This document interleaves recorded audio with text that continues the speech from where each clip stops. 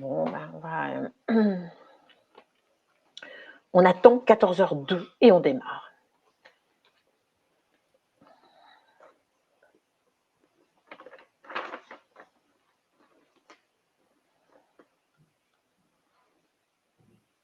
Bon, c'est bon, je crois qu'on peut y aller, Alexandre, hein, ça va? Très Moi, je bien. suis à l'aise. Parfait, parfait, très bien. Bonjour à tous. Je suis Isabelle Gibalardi, je suis la directrice du cinéma Le Grand Action à Paris et la vice-présidente de l'AFCAE. L'AFCAE, c'est l'Association française des cinémas d'art et d'essai qui regroupe 1200 salles offrant un maillage absolument parfait du territoire national. Et je suis en charge à l'AFCAE des questions sur l'écologie. Je suis absolument ravie de vous accueillir à l'occasion de ce webinaire co-organisé par l'AFCAE en partenariat avec Box Office Pro France, Box Office que je remercie dès maintenant, et donc consacré à la présentation du marché mondial de l'énergie et de 3 opératrices, opérateurs intervenant sur le marché français. Nous avons décidé d'organiser ce webinaire car à l'AFCAE, les questions écologiques sont au cœur de nos préoccupations. Et à ce souci de préservation de notre planète s'est ajouté récemment un autre sujet d'inquiétude, la flambée du prix de l'énergie.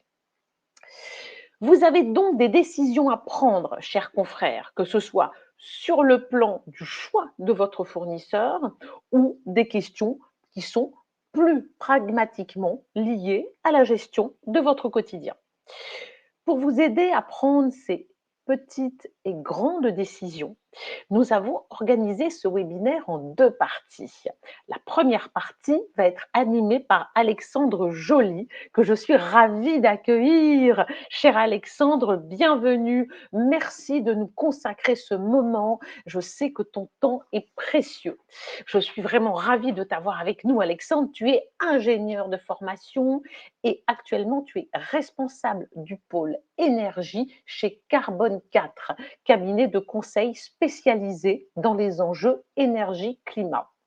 Et tu es également cofondateur d'Eclairci.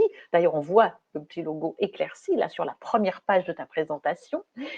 Eclairci, c'est un collectif associatif d'experts des enjeux écologiques. Donc, tu es absolument passionné par tous ces sujets, comme j'ai pu le constater pendant nos heures de préparation. Je suis vraiment très heureuse de t'accueillir. Nous allons passer 1 heure ensemble. Tu vas pendant une quarantaine de minutes nous présenter le marché mondial de l'énergie et nous aurons ensuite un échange avec vous, chers confrères. Quand je dis chers confrères, je devrais dire d'ailleurs chers consoeurs, chers confrères. Donc, n'hésitez pas à poser les questions dans la partie dédiée à l'espace discussion. Bon, et bien maintenant, Alexandre, je te laisse la parole. Merci Isabelle. Bonjour à toutes et tous. Je suis ravi également d'être parmi vous. On va parler énergie, comme Isabelle l'a dit aujourd'hui, et l'objectif c'est que ce soit interactif aussi. Donc je vais vous partager quelques éléments, un peu ma vision sur ce grand sujet.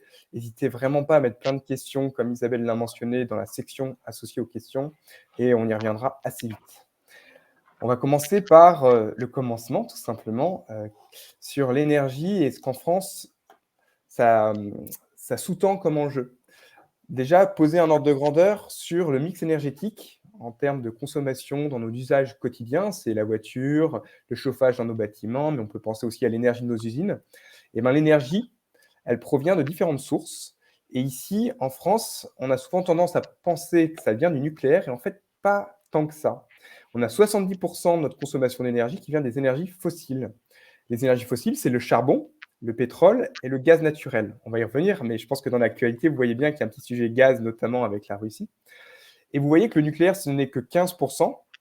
Et les énergies renouvelables, que sont notamment le bois et l'hydroélectricité, c'est 15%. Il y a un peu de photovoltaïque et d'éolien, mais ce n'est pas beaucoup encore aujourd'hui. Et en fait, si je commence par ça, c'est parce qu'il y a un peu un amalgame en France entre la consommation d'énergie, le mix énergétique, et le mix électrique. L'électricité n'est qu'une partie de l'énergie qu'on consomme. En fait, l'électricité, c'est 20% de notre consommation d'énergie. Donc, quand vous voyez une ampoule allumée ou peut-être une machine à laver, en fait, ce n'est pas le gros de nos consommations d'énergie. Le gros, ça va être notre voiture où c'est du pétrole, ça va être des usines où il y a beaucoup de gaz naturel, et même à la maison, vous avez souvent en tête encore des chaudières au gaz. Donc voilà, il faut déconstruire un petit peu ça aujourd'hui. Et cette électricité, par contre, elle a, elle, un mix qui est totalement différent, mais elle est beaucoup plus petite, vous voyez, en termes de proportion. Et en effet, dans cette électricité, on a 70% à peu près de nucléaire, on a 8% de fossiles, notamment du gaz, et 21% de renouvelables, c'est surtout de l'hydroélectricité, il y a un peu de photovoltaïque et d'éolien. Voilà, ça vous donne une photo, mais vous voyez que finalement, le gros du gâteau, c'est de l'énergie fossile aujourd'hui, encore en France, hein. Dans le monde, c'est 80%. Donc, on fait un peu mieux que le monde, mais bon, 70%, ce n'est pas non plus une autre photo complète par rapport à nos voisins.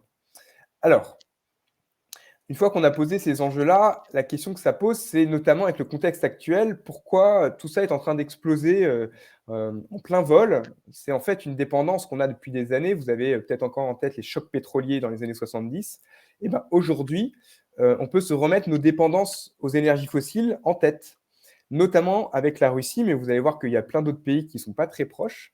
Si on regarde le pétrole et le gaz naturel, donc qui sont les deux grandes énergies fossiles qu'on consomme en France. Vous avez là sur le graphique présenté trois zones géographiques. Vous avez la France, la moyenne européenne et enfin l'Allemagne. Et vous voyez que en termes de pays d'approvisionnement, que ce soit pour la première colonne sur le pétrole ou sur le gaz à droite, la Russie qui est en rouge est souvent l'une des premières ou l'une des principales. Donc si je lis ce graphique, en fait, on peut, si on se focalise sur la Russie, en gros pour la France, la Russie, c'était avant la guerre 9% de nos approvisionnements en pétrole et en termes de gaz naturel 17%. Alors vous allez me dire, c'est beaucoup, pas beaucoup, ok, c'est à relativiser, mais quand vous voyez l'Europe et l'Allemagne, vous voyez qu'on est sur d'autres dimensions. Donc quand on prend l'autre extrême, par exemple, qui est l'Allemagne, 34% du pétrole avant-guerre venait de Russie et 66% du gaz venait de Russie. Donc là, on est sur des dépendances qui sont gigantesques. Il faut avoir en tête que, par exemple, le gaz naturel, c'est un marché qui était avant plutôt européen. C'est-à-dire que le gaz qui passe dans les tuyaux, bah, s'il y en a moins en Allemagne, c'est-à-dire que l'Allemagne va venir prendre plus de notre gaz à nous. Vous voyez que c'est un jeu de vase communicant. Donc, pensez juste qu'on n'a que 17% de dépendance au gaz en France. C'est un peu se mettre le doigt dans l'œil. C'est une dépendance qui est au niveau du système européen. Donc, vous le savez, a priori, en tout cas, vous voyez qu'il n'y a pas trop de puits pétroliers ou gaziers sur le territoire français. Cette énergie, elle ne vient pas de notre territoire. Donc, on est très dépendant au contexte géopolitique. Vous voyez qu'il y a beaucoup de pays. Ici, vous avez le Kazakhstan, les États-Unis, l'Arabie saoudite. Il y a des pays un peu plus proches comme la Norvège ou le Royaume-Uni et les Pays-Bas. Mais en Europe, on est autour de 25%, 40% de la production d'énergie fossile en fonction des pays. Ce n'est pas beaucoup. Vous voyez, donc, le message ici, et qu'il faut retenir, c'est que l'énergie fossile, ça vient de loin et ça vient de zones géopolitiques qui sont très tendues. Et vous avez en tête la guerre en Ukraine déclenchée par la Russie. Alors, qu'est-ce qui s'est passé? Si on reprend un petit peu la vision économique, ce prix du gaz, donc là, vous avez un graphique qui vous donne le prix d'un mégawattheure. Un mégawattheure, c'est une quantité d'énergie, je ne vais pas la définir, mais dites-vous que pour une même quantité d'énergie, combien ça coûte? Un mégawattheure, c'est 1000 fois plus qu'un kilowattheure. Le kilowattheure sur la facture, ça peut vous parler de toute façon. Après, elles sont aussi en mégawattheure, probablement au cinéma, là où vous payez votre facture à vous. C'est que le kilowattheure, c'est plus pour nous particuliers. Alors, on l'a dit, il y a une crise en Russie. On sait que le gaz et le pétrole, il vient en bonne partie de là-bas pour la zone européenne. Et voilà aujourd'hui le prix du gaz que l'Europe payait sur les années passées. Donc, on était sur un prix autour de 20, 10, 30 euros du mégawattheure dans les années passées. Vous voyez, là, entre 2019 et 2021, c'était relativement bas. Et puis, il y a eu un début de tension géopolitique dans la zone autour de l'Ukraine. Et puis la guerre est arrivée, février 2022 de mémoire, mais bon, il y avait déjà des signes avant-coureurs. Et puis bon, on a eu des annonces à quel point on allait couper le robinet, pas le robinet. Vous avez entendu parler de Nord Stream. Nord Stream, c'est un gros gazoduc qui passe par la mer Baltique. Et donc, on a eu une hausse avec des pics. Vous voyez la volatilité, mais globalement, on a un prix qui a été multiplié. Vous voyez, on a fait des pics qui étaient plus de x10 par rapport à ce qu'on avait auparavant. Donc, une très forte hausse du prix du gaz parce que globalement, il y en a eu moins en termes de livraison. Vous voyez qu'il a redescendu à la fin. Pourquoi ça? Très simplement parce que le gaz, ça se stocke très bien. Et donc, on a rempli les réserves aussi vite que possible en Europe. On a eu aussi de la chance que la météo soit un peu clémente. Vous avez en tête que cet hiver, il n'a pas été très froid. Et aussi, on va en revenir, mais l'industrie a ralenti. En voyant la facture arriver, beaucoup d'industries se sont dit, OK, moi, je suis même plus rentable pour produire, donc je vais fermer temporairement mon usine. Donc, on a eu moins de demandes avec ces raisons-là, et donc, du coup, un prix qui s'est détendu et qui est en train de rediminuer. Alors, on va en parler, hein, qu'est-ce que on peut en penser pour l'avenir, mais voilà, ça vous explique le passé jusqu'à aujourd'hui, cette dynamique très à la hausse, et puis aujourd'hui, un peu un réapaisement, et on va essayer de le qualifier. La question que vous pouvez vous poser, c'est OK pour le gaz, ça c'est clair, on en consomme beaucoup, c'est pas produit chez nous, ça vient de Russie, on a compris qu'il y avait une tension là-bas, ça augmente, offre-demande. Mais pourquoi ça a un impact sur notre prix de l'électricité? En fait, le marché électrique européen s'est construit avec une règle économique pour essayer d'interconnecter tous les pays pour que le mix tienne. En fait, l'électricité, ça ne se stocke pas très bien et il faut qu'à chaque instant, la production égale la consommation. Donc, le nombre d'électrons que je mets sur le réseau, il faut qu'ils soient consommés dans le même instant parce que l'électron, il se déplace à la vitesse de la lumière. Et aujourd'hui, c'est comme ça qu'on fait tenir le réseau électrique. C'est un vrai travail d'orfèvre et il y en a des gens derrière qui se cachent pour maintenir cet équilibre. Et on s'est donné des règles d'organisation sur un marché économique, le marché de l'électricité, pour essayer de faire tenir cet équilibre. La règle est la suivante.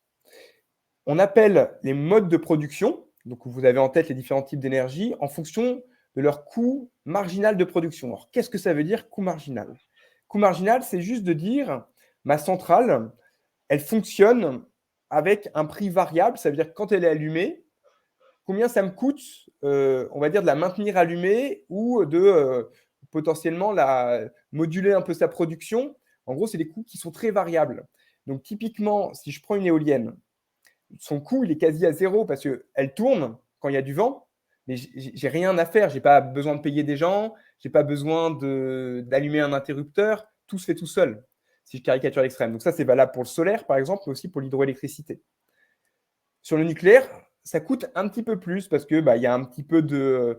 ça peut être le combustible un petit peu, donc c'est-à-dire qu'il faut remettre de l'uranium dans le réacteur. Il faut aussi potentiellement payer un peu plus de gens pour faire fonctionner la centrale. Et vous voyez, c'est surtout sur les centrales gaz, charbon, fuel, donc les centrales avec de l'énergie fossile, qu'il faut avoir qui a un coût marginal très élevé parce que typiquement là, pour faire tourner la centrale, il faut mettre un combustible.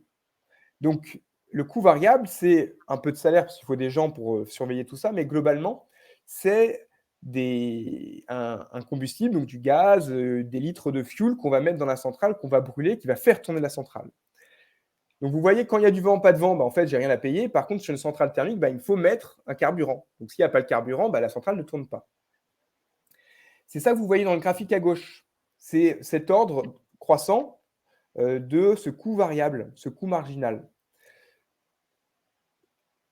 L'équilibre se fait en disant, OK, voilà les modes de production qu'on va appeler de façon plus ou moins prioritaire. Et de l'autre côté, il y a des gens qui consomment de l'électricité, vous et nous.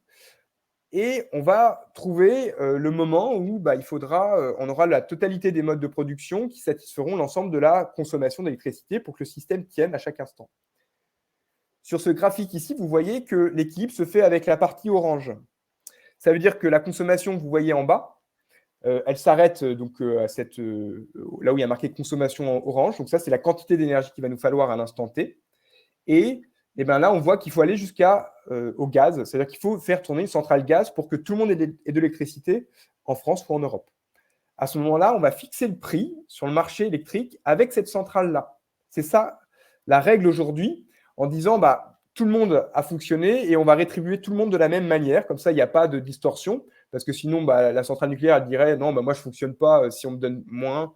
C'est la règle, en tout cas, qui est donnée sur le marché européen. Et ce qui veut dire que dans ce cas présent, tous les producteurs d'électricité vont être payés 65 €. C'est le fameux 65 que vous voyez au-dessus du bloc gris gaz sur le marché. 65 € du mégawattheure. Vous pouvez le regarder par rapport au prix du gaz qu'on a vu dans la slide précédente. Alors, je résume un petit peu. Parce que c'est une explication un petit peu longue, mais c'est important de comprendre, parce que c'est comme ça que le prix de l'électricité est corrélé au prix du gaz. C'est qu'on construit le prix de l'électricité en appelant les centrales les moins chères à tourner de façon, on va dire, sur les coûts variables et coûts marginaux. Et puis, on les appelle au fur et à mesure. Et aujourd'hui, l'équilibre, il est fait avec une centrale gaz. À la fin, il y a une centrale gaz qui est nécessaire pour que tout le monde ait de l'électricité. Et c'est cette centrale à gaz qui va fixer le prix du marché. C'est la règle. Donc, je ne vais pas discuter du pourquoi, comment, parce que sinon, ce serait une discussion très technique. Mais aujourd'hui, c'est comme ça que ça fonctionne. Le problème, on l'a vu, c'est que le prix du gaz s'est envolé. Donc là, j'ai fait une petite slide qui est un peu illustrante. Elle n'est pas très jolie, mais vous voyez très bien. Le gaz est monté très haut. Donc, d'ailleurs, il est monté au-dessus du charbon et du fioul, donc ils sont passés avant. Et le bloc du gaz, il est maintenant très haut, et donc ça fixe le prix de l'électricité pour tout le monde. Donc, mécaniquement, un prix du gaz élevé, ça induit un prix de l'électricité très élevé. C'est pour ça qu'il y a une corrélation dans la hausse des factures que vous voyez. Alors là, vous allez me dire, OK, mais c'est bizarre parce que, par exemple, en France, Alexandre, tu m'as dit, le gaz, ça représente que 7% de la production électrique. Donc, c'est bizarre, 7%, et par contre, on paye tout le monde à hauteur du prix du gaz. Et oui, c'est que le prix de l'électricité ne reflète pas les coûts de production. C'est ça, en fait, ce qui se cache derrière.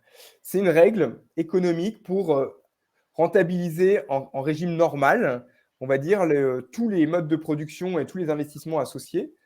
Sauf qu'en temps de crise, là, ça ne reflète plus du tout vraiment les coûts de production. Et aujourd'hui, on paye accessoirement des surprofits. Vous avez peut-être entendu parler de ça, des super profits de guerre. Et bien, globalement, vous voyez très bien que celui qui a, par exemple, des centrales éoliennes et solaires qui, ça lui coûte très peu et qu'on le paye à un prix très élevé, bah aujourd'hui, tout le delta, ou en tout cas une bonne partie, c'est des marges. Il y a des travaux en cours pour réformer ce marché. Je ne vais pas aussi rentrer dans le détail, mais ayez en tête que ça va peut-être bouger dans les mois et années à venir. Le problème aussi, c'est que vu qu'on est en train de réapaiser les prix du gaz, et ben beaucoup de gens sont en train de dire, OK, le marché fonctionne, on va pour l'instant attendre que ça se rééquilibre. Et oui, on a eu une année un peu compliquée. On a mis des dispositifs en place, mais finalement, ce n'était qu'une anomalie. Et en temps normal, 9 années sur 10, ça fonctionne.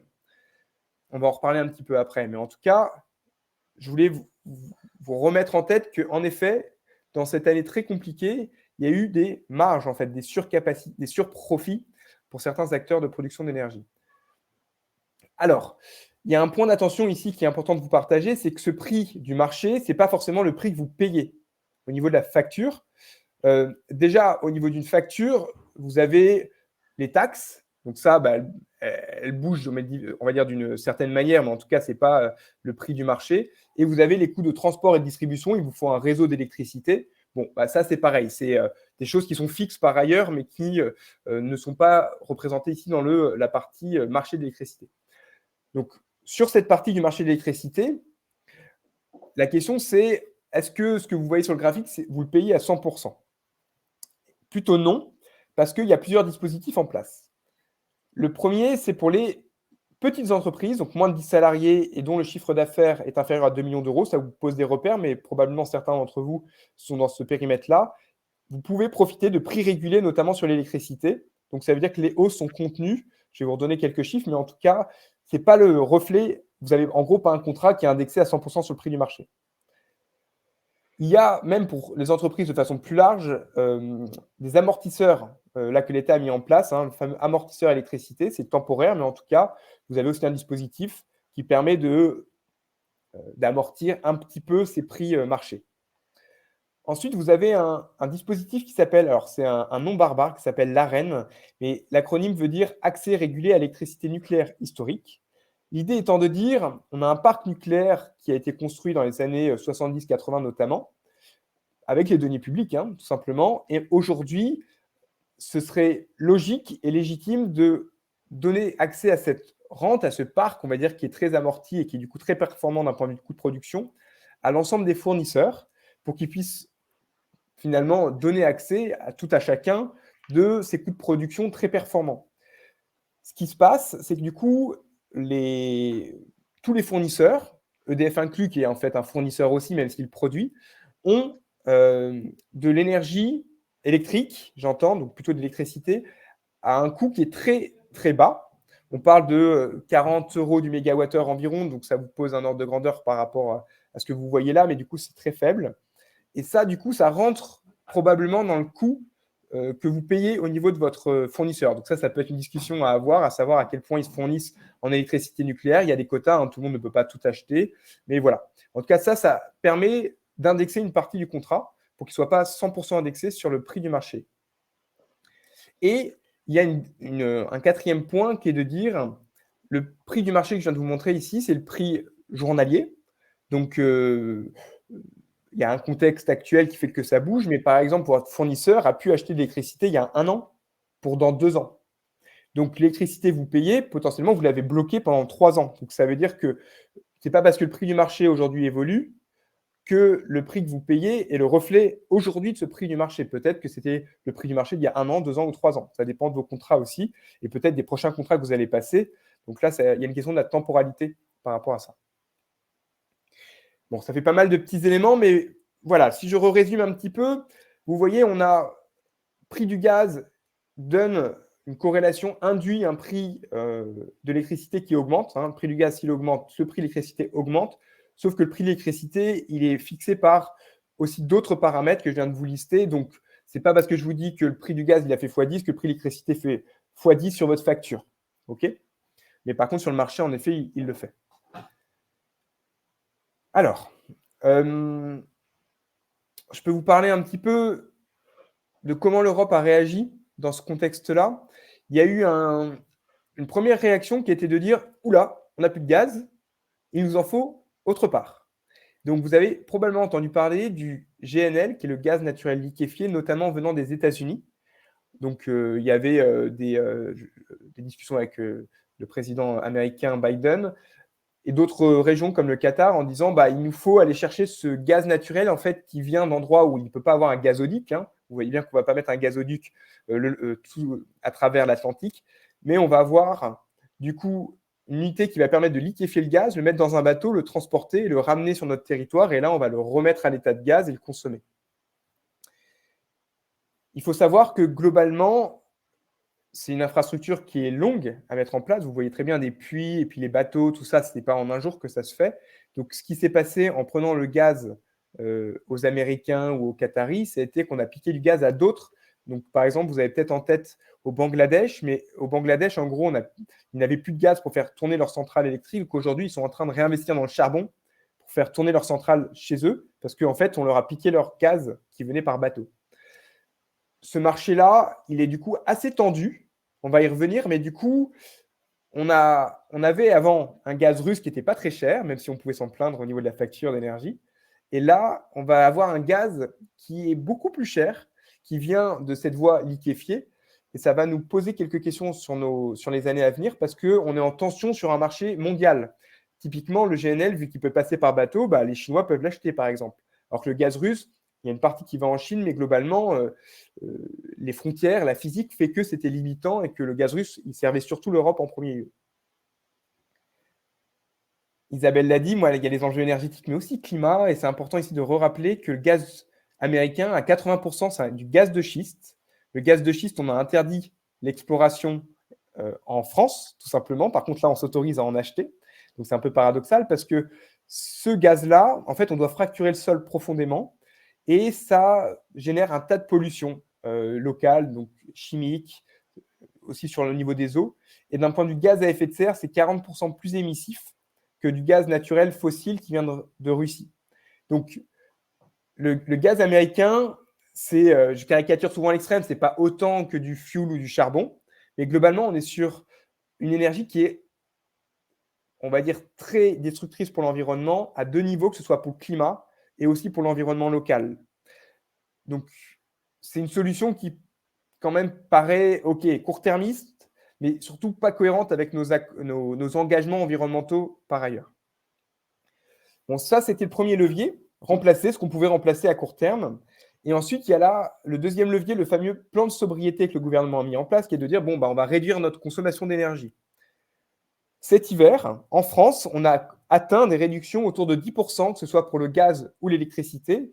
Alors, vous allez me dire cocorico. En fait, c'est un mélange, malheureusement, entre du subi et de l'organisé, parce que les factures étaient tellement élevées, je vous l'ai dit, certaines usines ont juste dit, en fait, je vais arrêter de tourner, je ne gagne plus d'argent là à tourner. Vous voyez très bien aussi qu'à la maison, si ça coûte plus cher, vous réduisez un petit peu la température.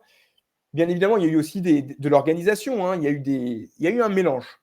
Il y a eu des changements de comportement, il y a eu du subi, mais vous voyez que c'est un peu le début peut-être du nouveau monde de demain, où si on nous met de telles contraintes, on va devoir être un peu dans un mélange des genres qui fait qu'au global, c'est quand même pas très confortable.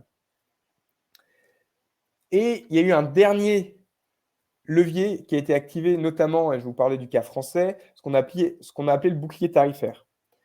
Pour le gaz et l'électricité, il y a notamment eu les amortisseurs électricité dont je vous ai parlé, mais sur les tarifs réglementés, notamment pour les particuliers, il y a eu des gels de prix. Donc, il y a eu des hausses de 4% et 15%. Ça paraît élevé, mais quand vous voyez les hausses de prix que je vous ai montrées auparavant, elles ne sont pas du tout élevées en fait. Donc, l'État, en gros, a payé l'écart entre ce que le particulier a rajouté un peu dans une légère hausse actée dans les tarifs réglementés, et surtout le reste où les fournisseurs d'énergie ont dû acheter l'énergie sur le marché. Le carburant, ça vous a probablement parlé aussi sur les ristournes à la pompe. Il y a le 18 centimes, 30 centimes, donc des quantités en termes de centimes qui sont importantes et significatives, mais quand vous multipliez par la quantité de pétrole qu'on consomme en France, ça fait un gros paquet. Et vous voyez, dans le dernier élément ici qui est partagé en termes de chiffres, c'est que sur 2022 et 2023, la totalité du bouclier tarifaire, c'est 40 milliards d'euros. 40 milliards d'euros, c'est énorme. C'est énorme quand on voit qu'il faut négocier pour 1 milliard, par exemple, pour les systèmes de santé ou autres. On est sur des chiffres qui sont très importants. Et ici, il faut le voir, hein, c'est que c'est la subvention aux énergies fossiles parce que le gros, c'était pour payer du gaz et du pétrole. Donc, globalement, ces milliards d'euros, c'est des milliards d'euros qui sont partis en Russie ou autre part, hein, dans d'autres poches, pour qu'on ait de l'énergie. Et il n'y a pas de débat, il y a de la précarité en France. Et donc, par rapport à ça, il faut réussir aussi à protéger certains commerces, certaines industries, certains citoyens. Mais globalement, ça a été un peu open bar. Et donc là, globalement, le open bar, c'était beaucoup d'argent qu'on a un peu dilapidé rapidement. Alors, pardon. Ça, c'est les 3 éléments de réaction de l'Europe et un peu en France. Et la question que je voulais vous partager, c'était OK. Alexandre, on a compris que ça a été compliqué, que les réactions n'ont pas forcément été les meilleures. Maintenant, quelle perspective par rapport à cette situation qui est en train de peut-être de s'apaiser? C'est OK, dans 1 an, on repart comme avant et en fait, c'était juste un sujet épisodique? A priori, non. A priori, non, pourquoi? Aujourd'hui, je vous ai parlé du prix du gaz qui avait une incidence sur le prix de l'électricité, mais il faut aussi avoir en tête qu'il y a eu un problème en France, c'est que la production nucléaire a été plus basse que prévu. Il y a eu plein de problèmes, mais globalement, ayez en tête que le parc nucléaire, il est vieux. Pour vous mettre un ordre de grandeur, il a environ, en moyenne en tout cas, 37 ans, alors qu'on avait dit, quand on a construit les réacteurs, qu'à 40 ans, on s'arrêterait. Donc, s'il y a une moyenne à 37 ans, c'est qu'il y a déjà des réacteurs qui sont un peu au-dessus. Et donc, il y a aujourd'hui des réacteurs pour lesquels on effectue une très grosse maintenance qui s'appelle le grand carénage, qui vise à prolonger la durée de vie de ces réacteurs. Ça ne veut pas dire que c'est impossible, c'est même une bonne chose parce que c'est des actifs qui sont amortis. On avait dit 40 ans au début, mais en fait, il y a d'autres pays qui ont réussi à prolonger leurs réacteurs au-delà de 60 ans. Donc, faisons-le. Il y a une autorité de sûreté nucléaire indépendante qui est censée bien réguler les choses pour que ça se soit fait de façon propre. Sauf que, avec un parc qui est vieux, ça veut dire plus de maintenance qu'on ne maîtrise pas, avec des retards. Il faut aussi avoir en tête que on a eu des problèmes de corrosion, donc il y a d'autres problèmes qui ont été détectés. Donc déjà, il y a ce grand carénage qui va être compliqué, il va y avoir probablement des retards. Il y a d'autres problèmes qui sont arrivés.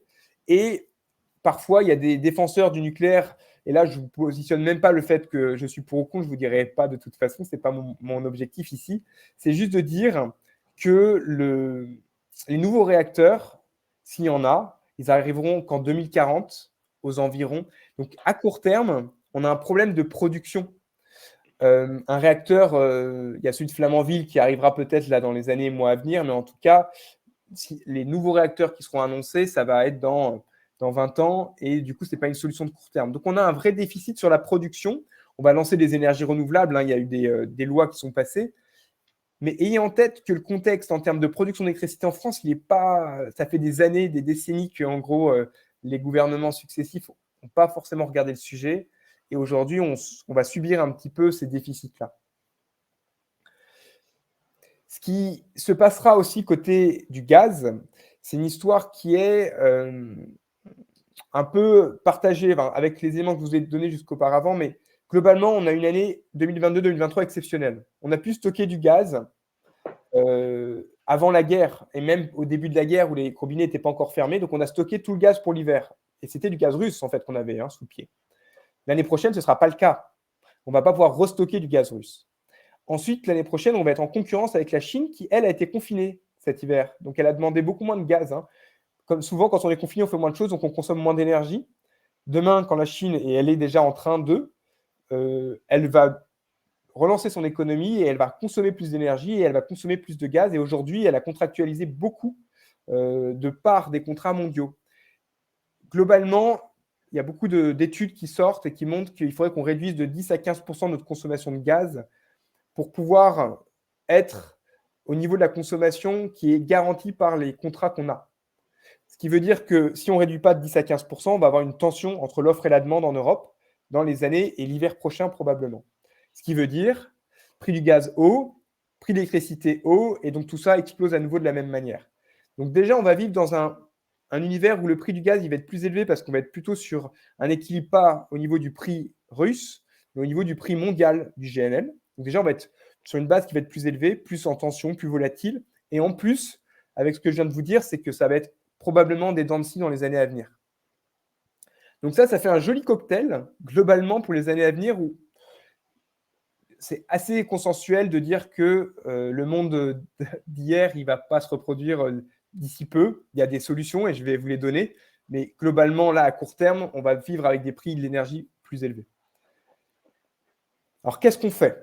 C'est ça la grande question. Si on se dit qu'on a une conviction, un enjeu au-delà du climat, en fait, on a une dépendance aux énergies fossiles, tout simplement. Donc, c'est lié avec le climat, mais tout simplement, là, c'est un lien sur notre facture.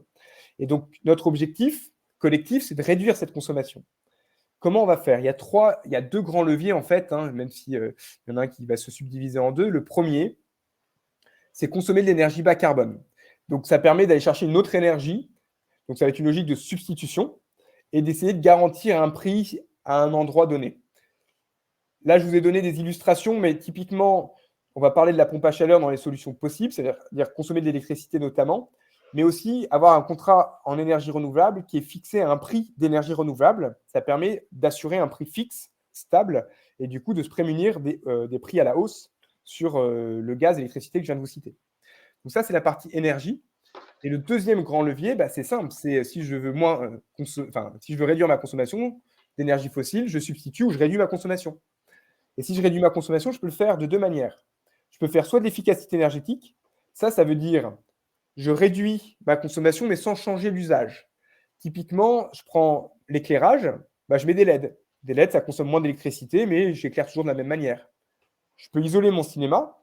Je vais toujours avoir la même température à l'intérieur, mais globalement, je vais consommer moins. Et le dernier, ça va être ce qu'on appelle la sobriété. C'est ça le vrai terme de la sobriété, c'est de questionner le besoin, l'usage énergétique final. Alors, c'est d'éviter les gaspillages. Typiquement, on peut réduire alors, ça peut être éteindre, mais je pense que vous l'avez probablement en tête, mais éteindre que ce soit le chauffage ou l'éclairage de salles qui ne sont pas utilisées ou de pièces qui ne sont pas utilisées. On peut aussi, par exemple, utiliser les salles le matin pour mutualiser les équipements et le besoin de construire ce genre de pièces, on va dire. On pourrait aussi parler de la température de consigne, vous l'avez en tête avec le fameux pull dont on a beaucoup parlé cet hiver. Mais voilà, on peut aussi réduire cette température ou aussi en été, accessoirement, quand on climatise, d'avoir un niveau de température un peu plus élevé. C'est-à-dire, par exemple, on peut survivre à 26 plutôt qu'un 22 ou un 18 où on doit tous mettre un pull en été. Ça paraît particulier dans une salle de cinéma ou un bureau, soit disant passant. Alors, j'ai encore deux éléments à vous partager avec cette matrice-là qui me paraît intéressant pour structurer le raisonnement. On va parler d'énergie bas carbone et d'efficacité avec les consommations, on va dire, d'une salle de cinéma, les consommations d'énergie d'une salle de cinéma. Alors, je ne l'ai pas dit avant, mais du coup, là, je le revois avec l'animation. C'est important de garder en tête que par rapport à l'effort climatique, les scénarios nous disent qu'il faut utiliser les deux leviers. C'est-à-dire qu'on ne peut pas faire 100% d'énergie bas carbone ou 100% de réduction. Il faut trouver un équilibre entre les deux, mais ce qui est sûr, c'est qu'on consomme aujourd'hui trop d'énergie. Et même si elle était bas carbone, elle aurait des impacts environnementaux trop importants. Donc, il faut qu'on revienne à des niveaux d'énergie raisonnable et puis qu'on consomme 100% d'énergie bas carbone. C'est vraiment les deux leviers qu'il faut activer. C'est pour ça que je vais vous parler des deux. Alors, quelles sont les consommations d'énergie dans un cinéma? Vous verrez, j'ai remis les sources, mais en tout cas, ça vient de la filière de l'audiovisuel et du cinéma notamment. Sur la question des grands usages, vous voyez que le chauffage et la climatisation, donc le chaud et le froid, c'est 51% des consommations d'énergie. Donc, on est vraiment sur le gros morceau. Bien évidemment, il y en a d'autres. On peut parler de la partie projection, de la ventilation, de l'éclairage. Vous les voyez avec le camembert, je n'y reviens pas. Et du coup, je voulais juste au moins faire un zoom sur la partie chauffage et climatisation, vu que c'est le plus gros poste de consommation d'énergie. Quelles sont les solutions pour se chauffer et accessoirement aussi même se refroidir? Vis-à-vis du climat déjà, parce qu'il y a quand même cet enjeu-là qui est très important pour demain, c'est que en termes d'impact climatique, vous avez plusieurs solutions pour faire de la chaleur bas carbone. Vous voyez par exemple le gaz naturel, je vais le prendre comme point de référence, il est autour de 200 grammes de CO2 équivalent par kilowattheure. Donc c'est une métrique pour regarder l'impact climat. Et vous avez d'autres solutions. Vous avez par exemple le chauffage avec de l'électricité en direct, comme les grippins, c'est ce qu'on appelle l'effet Joule, mais c'est juste on fait chauffer une résistance et ça fait de la chaleur. On est déjà sur une réduction des émissions de 70% parce qu'en France, l'électricité est bas carbone. Ensuite, vous avez du biométhane. Donc ça, c'est du gaz renouvelable. Donc c'est encore un poil mieux. Vous voyez, c'est moins 80%. Le problème, c'est que les ressources sont limitées. Et vu qu'on sait faire de la chaleur bas carbone, je vais vous en parler après, pour le bâtimentaire facilement, il vaudrait mieux garder ce biométhane pour faire autre chose. Ça va être la même logique pour le bois que vous allez voir tout à la fin. Je saute directement sur la partie bois, solaire thermique et géothermie. Mais le bois et le biométhane, vous voyez derrière, c'est des végétaux, donc c'est des surfaces agricoles et des surfaces forestières. Il y a des enjeux d'alimentation, de stockage carbone dans la forêt, il y a la question des matériaux de construction. Donc c'est un enjeu qui est très complexe.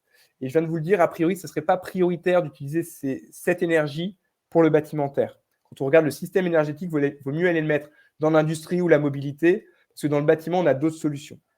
Et ces solutions, elles sont assez simples. Il y a du solaire thermique et de la géothermie qu'on peut utiliser notamment dans des réseaux de chaleur. Mais la grande solution, c'est la pompe à chaleur. La pompe à chaleur, c'est un système qui est hyper efficace d'un point de vue consommation d'énergie. Ça consomme 3 à 4 fois moins d'énergie qu'un radiateur, une chaudière classique, un poêle à bois. Il y a un circuit thermodynamique qui fait qu'on met 1 d'électricité et on récupère 3 à 4 de chaud ou de froid. C'est hyper performant. En plus, on met juste déjà un tout petit peu d'électricité qui est en plus bas carbone. Donc, vous voyez, on est sur vraiment quelque chose d'un point de vue énergie et carbone qui est hyper performant. Ça veut aussi dire que votre facture, en termes de consommation d'énergie, elle va être 3 à 4 fois moins élevée que celle d'avant. C'est quand même un système qui coûte plus cher à l'installation que des grippins ou d'autres systèmes de chauffage, ça c'est sûr. Par contre, ça se rentabilise très vite, notamment avec des prix de l'énergie aujourd'hui très élevés. Donc, c'est clairement la solution de demain. Il y a des aides qui sont aussi en train de se massifier. Donc, clairement, la pompe à chaleur, c'est la bonne idée. Vis-à-vis du climat, vis-à-vis de la facture énergétique, vis-à-vis de plein de sujets. Voilà, ça me permettait de faire ce petit regard-là. Et je vais vous parler d'un dernier sujet qui est les électricités. Toutes les électricités vertes ne se valent pas. On parle beaucoup d'énergie. Alors, bas carbone, il y a la question du gaz renouvelable. Je pourrais prendre des questions potentiellement, mais je voudrais zoomer sur la partie électricité. Parce qu'a priori, ça va être le gros des fournisseurs que vous allez avoir après. Alors, comment on clame qu'on a de l'électricité verte ou de l'électricité renouvelable? On utilise souvent, c'est pas que, mais le principal dispositif, c'est d'utiliser ce qu'on appelle une garantie d'origine. La garantie d'origine, c'est un petit certificat qui stipule qu'à un moment donné, j'ai un parc renouvelable, ça peut être du solaire par exemple, de l'éolien, de l'hydroélectricité, qui va produire 1 MWh, une quantité d'énergie sur le réseau, et ça va générer un certificat. OK ? Ça, il y a une bourse pour ces certificats, je peux acheter, voilà, il y a un prix qui n'est pas très élevé, je vais y revenir, mais en gros, ce certificat, il est généré à chaque moment où on produit cette électricité renouvelable. Ce qui se passe, c'est que la réalité physique, elle est complètement différente souvent. Je vous ai mis un petit schéma là, mais on pourrait imaginer qu'il y a un parc solaire à midi, le 3 octobre, en Pologne, qui génère 1 MWh, une quantité d'énergie, sur le mix électrique polonais. Il va générer aussi un certificat vert, comme je viens de le dire. Donc là, il rentre dans un registre. On va avoir de l'autre côté, en réalité physique, une centrale à 23 heures le 14 octobre qui va produire de l'électricité en France, qui va potentiellement être fossile. Votre fournisseur va acheter cette électricité-là et elle va vous la revendre à 23 heures pour le 14 octobre, là où vous consommez. Parce que vous vous rappelez, l'électricité, on consomme au moment où c'est produit. Donc, c'est là où vous avez une réalité qui est très incompatible d'un point de vue, d'un côté, la physique, vous devez avoir un électron au moment où vous le consommez, et de l'autre côté, il n'y a pas de cohérence entre l'endroit et le moment où ça a été généré.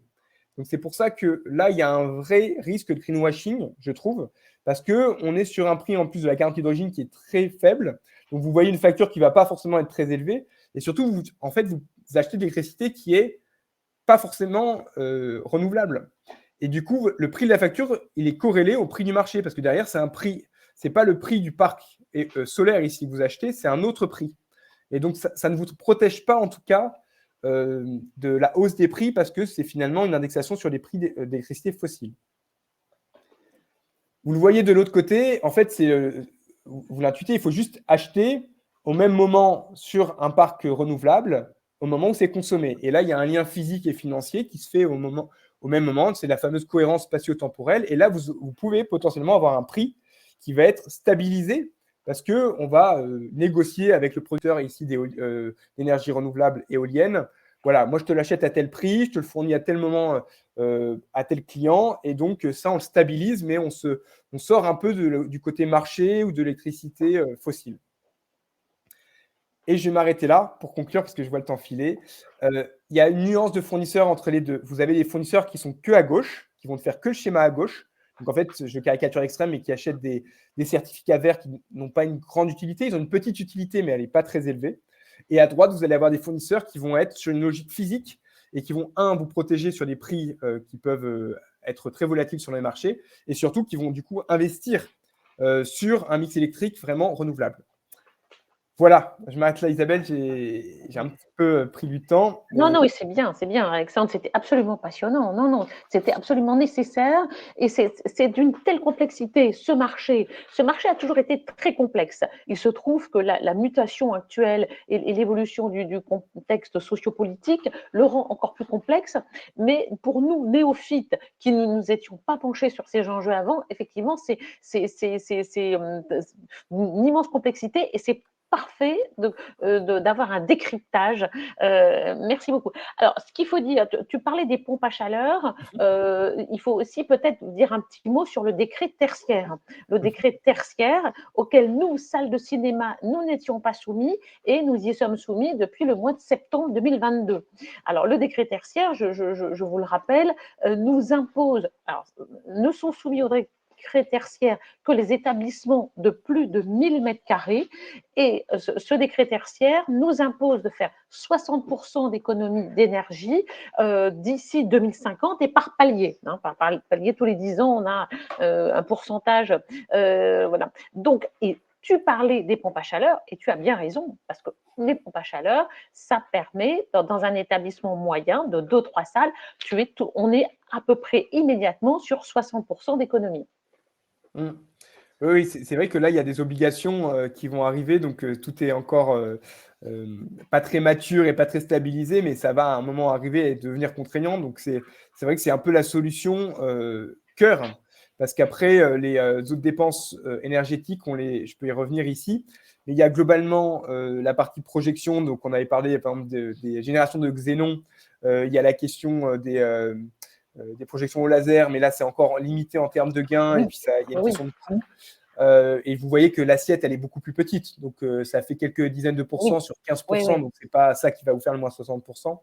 Et vous voyez, après, il y a le reste, un peu éclairage, il y a des petites choses. Mais c'est clair que le cœur pour la réduction, ça va être le chauffage et la clim. Oui, absolument, tout à fait. Bon, on avait aussi dans ce que nous avions présenté à l'Assemblée générale lors d'une réunion canoise à l'AFCAE, nous avions présenté la consommation, l'impact carbone du trajet des spectateurs pour venir dans une salle, on est à quelque chose comme 87%, et donc on raisonne sur les 13%. Hein. Mais bon, ce n'est pas le sujet de ce webinaire. Donc, alors, ai-je une question Isabelle Moreau, que je salue, nous demande, et si on est déjà équipé en pompe à chaleur, quelle solution? Alors, c'est une bonne question et du coup, sur le décret tertiaire, j'en profite, parce que c'était très bien de le remettre dans le périmètre. C'est que normalement, il prend en compte votre situation de départ. Sous-entendu, imaginez que vous êtes une salle de cinéma hyper isolée, avec une pompe à chaleur, tout à la perfection. Mais en même temps, vous n'allez pas pouvoir faire moins 60%, vous l'avez déjà fait. Oui, Donc ça, c'est pris en compte. La question, c'est, bon, après, il y a toujours des leviers. Donc sur la ventilation, il y a des systèmes plus isolés, plus performants en termes que ce soit dans l'entièreté des conduits et puis après dans les pompes qui font circuler l'air. Sur la projection, je l'ai évoqué, il y a la partie xénon et laser, il faut aller voir, mais il y a des dizaines. C'est l'amélioration technologique. Alors, au-delà après de la qualité d'image, là, on peut en débattre, pas débattre. Mais il y a des gains en termes de consommation d'énergie sur les dispositifs. Donc, après, c'est des arbitrages en termes de gains de consommation par rapport à la facture que c'est en termes d'investissement. Vous avez l'éclairage forcément en tête avec la partie LED. Ce qui est sûr, c'est que dans la partie LED, il y a une nuance de LED. Donc aujourd'hui, il y a des LED qui sont 2 fois plus performantes que les anciennes LED. Donc tout ça, ça bouge très vite aussi. Il y a la question de l'isolation. Donc là, c'est plus coûteux et les retours sur investissement sont plus faibles, mais ça n'empêche que c'est aussi un peu un b.a.-ba, mais typiquement oui. sur l'enveloppe, ça permet de réduire les besoins en chaleur et en froid en isolant. Voilà, là, je réfléchis après aux choses sanitaires, on rentre dans les pouillèmes. Mais voilà, un peu si je peux, je prends à la volée en tout cas les questions, les solutions possibles par rapport à ça. D'accord. Et alors j'ai vu, tu as évoqué à plusieurs reprises la question laser xénon. Je vois que Mathieu Guetta de la CST est connecté. Je crois qu'il y a une étude en cours hein, sur la question. Mathieu, tu peux nous répondre? C'est peut-être par le chat, Mathieu, qu'il faudra que tu passes pour mettre des éléments. Mm.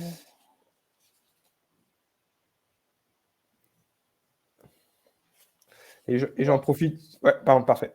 Non, non, Ah non, non, il n'y a pas. ok, Oui. j'en profite. J'ai juste pris. Alors, je ne sais pas, Isabelle, comment tu veux faire pour les questions-réponses. Je vois juste qu'Isabelle en a posé une, mais après, elle est plus peut-être technique sur les pompes à chaleur, mais je Oui, peux y répondre.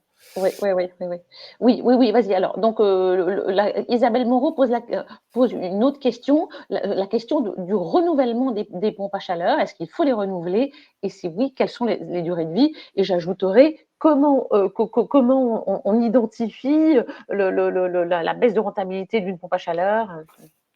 Ouais. Alors, les durées de vie, elles sont de l'ordre de 20-25 ans. Ça va dépendre après peut-être du taux d'utilisation que je n'ai pas forcément en tête sur une salle de cinéma, parce que là, j'ai plus en tête sur de l'habitat Oui. résidentiel. Mm. Donc là, il faut voir peut-être que ça réduit en effet la durée de vie. Après, sur la question de la performance, alors il faut voir si vous êtes sur des très anciens modèles, mais globalement, c'est vraiment intrinsèque en termes de gains de consommation d'énergie parce que le circuit thermodynamique qui est la base du système, bah, ça c'était valable il y a 5 ans comme ça sera valable dans 5 ans. Donc en effet, les nouvelles pompes à chaleur permettent de réduire par 4. Celles d'avant c'était que par 3, mais on était déjà sur des choses significatives. Donc après, c'est des arbitrages typiquement comme pour la projection. On ne va pas renouveler toutes les années, quoi. C'est pas Oui. ça qui va être utile. Donc après, c'est et puis optimal d'un point de vue financier. Donc là, Mm. c'est un équilibre salle par salle, je suppose. D'accord, ok. Ok, très bien. Isabelle, tu nous dis si tu as d'autres questions, n'hésite pas. Entre-temps, Mathieu nous a répondu, nous a dit que Juliette Vigoureux, qui a travaillé sur la transition écologique des salles de cinéma, a repris la main sur la question du laser et du xénon. Et il nous précise que la CST, elle est ici associée, mais que ça allait prendre du temps. Voilà. Tu as parlé, alors j'attends d'autres questions, hein, n'hésitez pas. Tu as parlé, tu sais que juste après t'avoir quitté, nous allons recevoir des opérateurs du marché de l'énergie. 3 types d'opérateurs, 2 fournisseurs et une société de conseil en énergie. Tu as dit que en ces périodes troublées et avec les perspectives peu enthousiasmantes que tu as décrites, l'essentiel était de veiller à la stabilité du prix de l'énergie.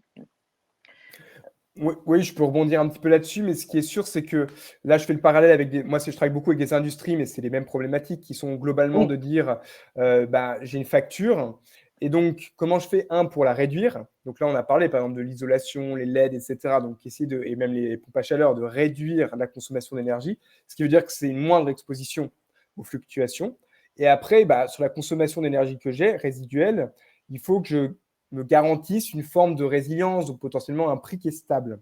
Mmh. Là, alors là, il faut voir au niveau des fournisseurs et ce qui vous est proposé, mais dans les contrats, vous allez avoir une indexation sur le prix.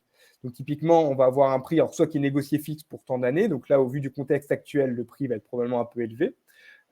Ensuite, la question, c'est est-ce qu'il est fixe, variable, est-ce qu'il y a des choses qui fluctuent, sur quelle temporalité le contrat va se positionner. Ce qu'on voit beaucoup émerger dans l'industrie, c'est ce qu'on appelle, alors c'est des PPA, c'est un nom un peu barbare, mais en gros, c'est des contrats avec un lien direct sur un parc de production renouvelable. Et ça va être de dire, imaginons, moi j'ai 100 d'électricité que je consomme, et bien sur 20, je vais aller avec un fournisseur ou un autre porteur de projet m'approvisionner sur un parc pour lequel je vais investir. Donc, je vais dire, moi, je vais acheter la moitié de cette électricité pendant 20 ans à tel prix. Et ça permet du coup, par contre, je vais avoir un prix fixe et qui sera corrélé physiquement parce que du coup, en fait, c'est ce parc-là qui va venir m'alimenter. Et ça permet du coup de désindexer 20% de la facture sur ce parc-là et les 80% restants vont être sur un contrat classique. Donc ça, après, je vous ouvre un peu la fenêtre des possibles. C'est aussi dans la discussion avec vos fournisseurs parce que certains peuvent le proposer.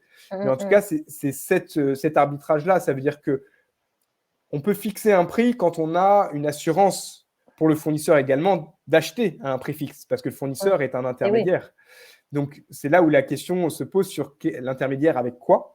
Et après, il y a des risques ou des paris plus ou moins à prendre sur cette exposition à la fluctuation. Et là, c'est votre ressort tout à chacun. Et on a vu, lors de la crise récente, on a vu plusieurs opérateurs, des fournisseurs en énergie qui ont fait faillite, car ils n'arrivaient pas à tenir leurs engagements qui correspondaient à un prix de fourniture fixe au mégawattheure. Tu nous as parlé de l'Arenh tout à l'heure. Est-ce que tu peux nous en reparler rapidement et nous parler de ce qui va se passer à la fin 2024, début 2025? Bon, déjà, je vais botter en touche parce que personne ne sait. Non, mais parler de Bien sûr. Donc, ce dispositif que je vous ai expliqué, je vous le rappelle de façon succincte, mais qui est de dire tout citoyen, par les fournisseurs, a le droit de profiter du parc nucléaire qui ne coûte pas cher pour produire de l'électricité.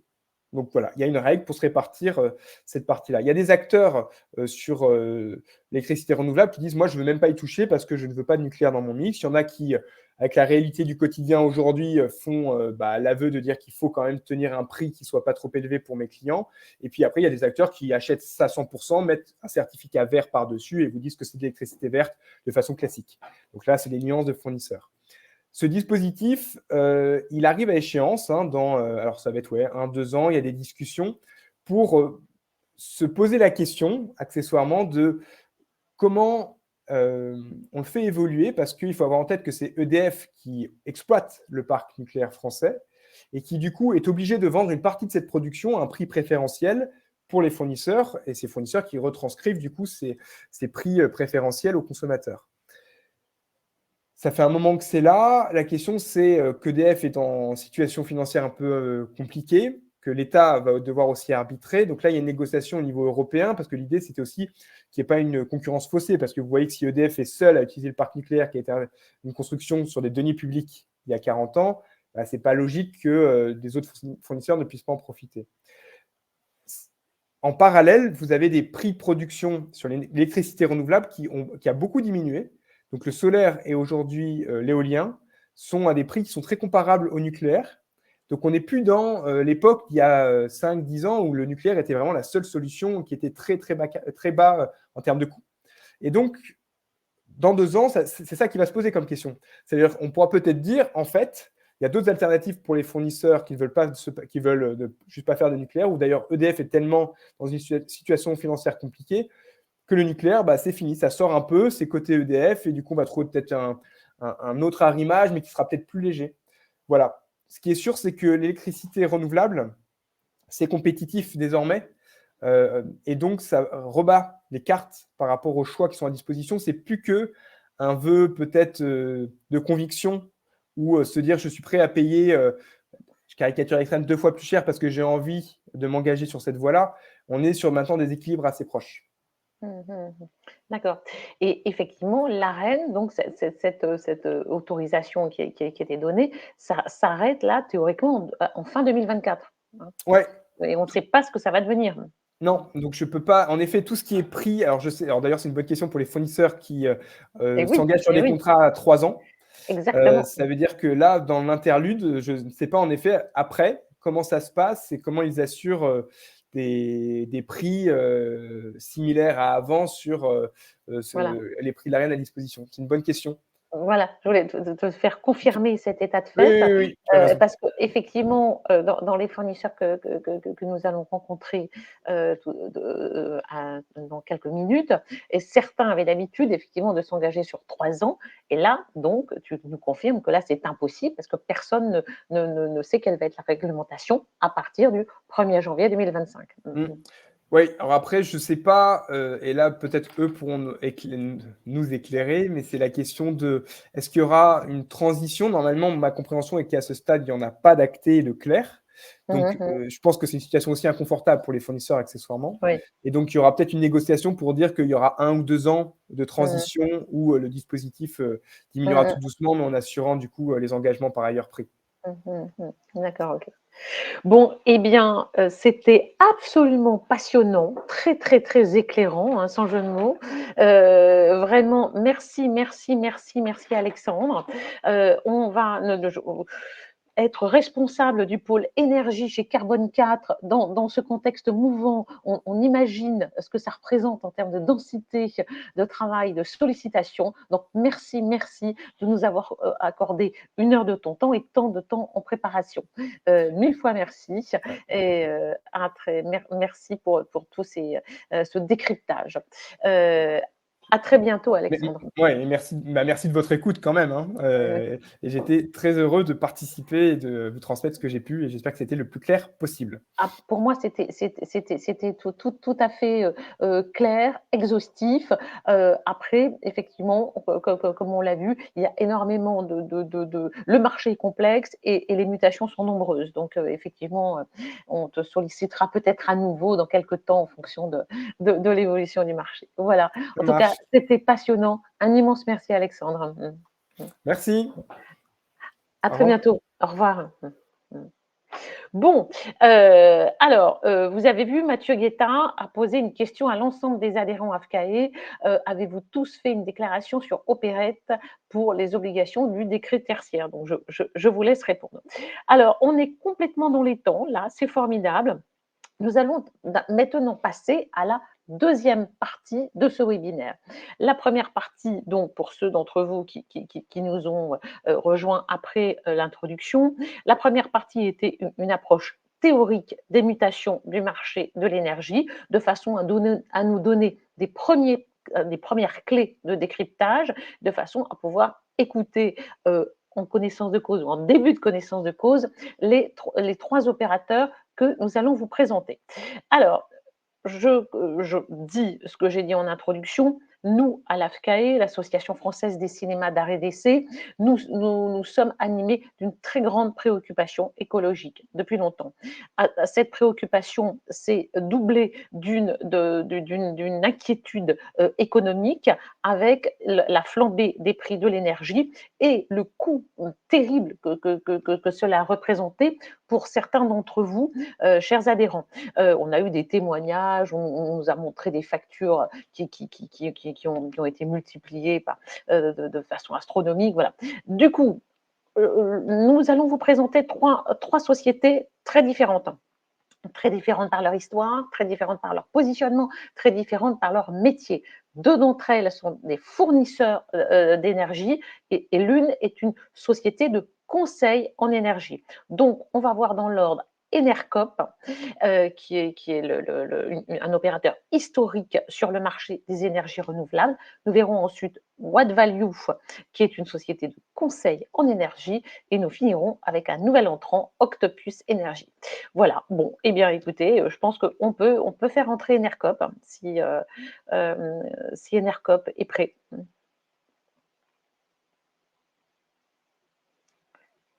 Bonjour Pascal. Bonjour J'arrive. Pascal. Bonjour. Comment ça va Bonjour Pascal? En forme? Isabelle. écoutez, je suis ravie de t'accueillir, Pascal. Bienvenue, bienvenue. Merci Alors, Isabelle. Pascal Delahaye, tu es responsable commercial chez Enercop. Et comme je vous disais, Enercop est un pionnier en matière d'énergie renouvelable. Vous avez un engagement écologique qui n'est plus approuvé. Et donc, voilà, donc nous commençons par vous. Alors, est-ce que tu peux, dans un premier temps, nous resituer Enercop, la date de création d'Enercop, votre structuration actuelle, votre vocation, et ensuite on déroulera ce que vous pouvez nous proposer à nous, salles de cinéma RSC. Oui, merci. Bonjour à toutes et à tous. Je suis ravi d'intervenir à l'occasion de ce webinaire énergie. Vous avez pu avoir un contexte général dressé par Alexandre Joly. Là, moi, je vais vous proposer de présenter Enercop. Donc, Enercop qui est un acteur historique, Isabelle le disait, sur les énergies renouvelables, plutôt pionnier, puisque les premiers clients d'Enercop ont été livrés en 2006. Et depuis, la société a fait son chemin. Et donc, nous sommes en statut coopératif, et j'aurai l'occasion d'y revenir, parce que c'est quand même un caractère différenciant important.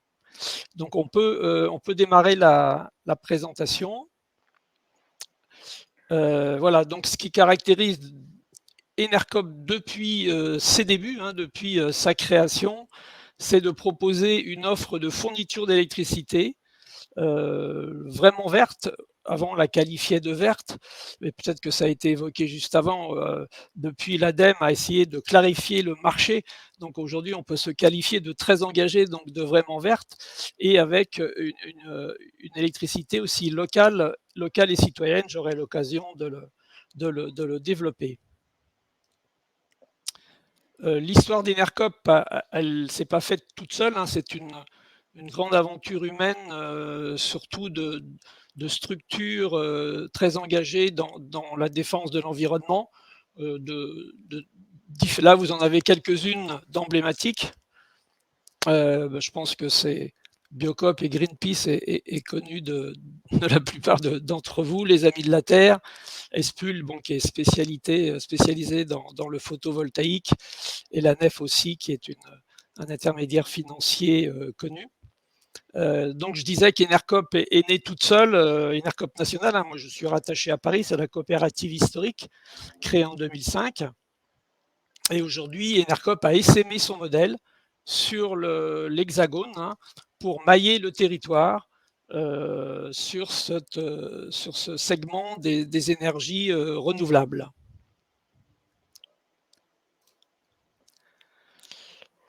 Là, vous avez quelques chiffres pour situer Enercop. Aujourd'hui, juste avant le 2021, on avait dépassé le cap des 100 000 clients. C'est un seuil, une échelle à franchir, parce que derrière, il y a, lorsqu'on a passé ce cap, il y a beaucoup de moyens supplémentaires à mettre en œuvre au niveau du back-office, de la facturation de tous ces services de fournisseurs qui sont importants et qui doivent s'adapter en permanence aux demandes des clients et à la taille du portefeuille. L'année dernière, on a vécu une année difficile où on a dû faire preuve de résilience et fermer toute possibilité d'ouverture de contrat. C'est pour ça qu'on est redescendu en dessous des 100 000 clients.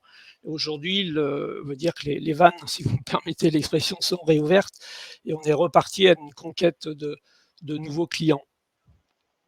Le principe coopératif, il s'exprime à travers ses sociétaires, puisque plus de la moitié de nos clients, au-delà d'être consommateurs d'électricité renouvelable, sont aussi engagés dans une de leurs coopératives de rattachement de territoire, en détenant une ou plusieurs parts dans leur coopérative.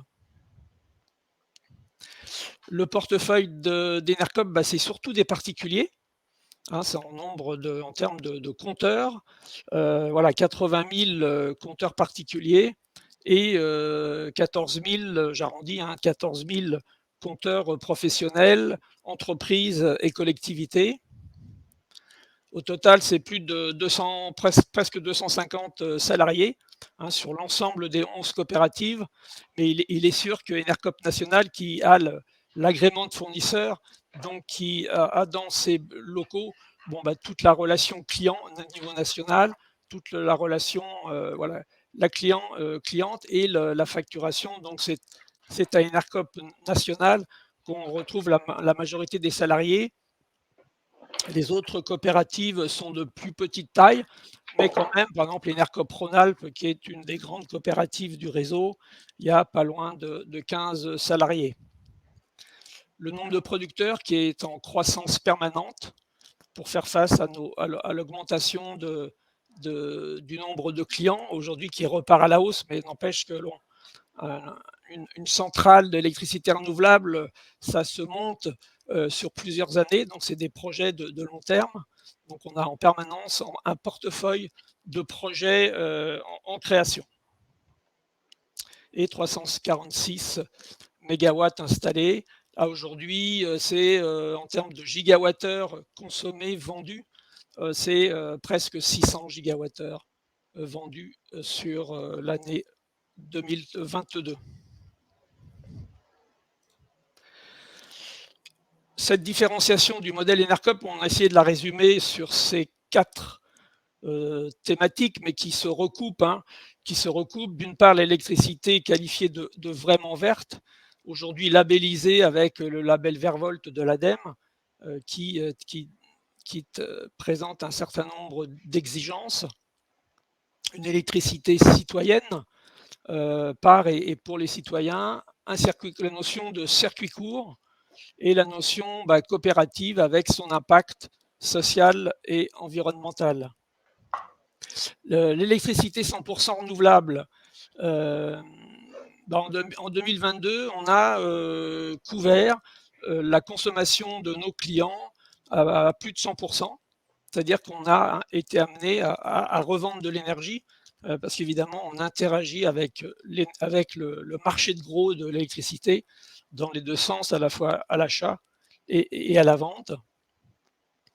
Donc c'est une électricité qui est intégralement produite par l'ensemble des producteurs, et le contrat est signé sur en moyenne 3-4 ans.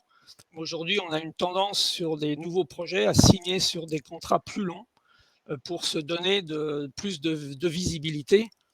Et oui. Est-ce que je t'interromps juste là, en ce moment-là, si certains de nos confrères veulent signer chez toi, toi tu proposes des contrats jusqu'à quand? Si quelqu'un vient te voir. Oui, donc en termes de durée, aujourd'hui, il y a l'incertitude sur le maintien du dispositif ARENH. Je crois qu'Alexandre vous en a parlé. Il y a une forte incertitude sur son maintien en l'état pour 2026. Donc aujourd'hui, on se limite à faire des offres jusqu'au 31 décembre 2025. 2024. Ouais, jusqu'à 2025, on peut le faire. 2024 ? Non, 2025. 31 décembre. On signe aujourd'hui des contrats, nous faisons des offres où on s'engage à couvrir là aussi l'année 2025. Ah, d'accord.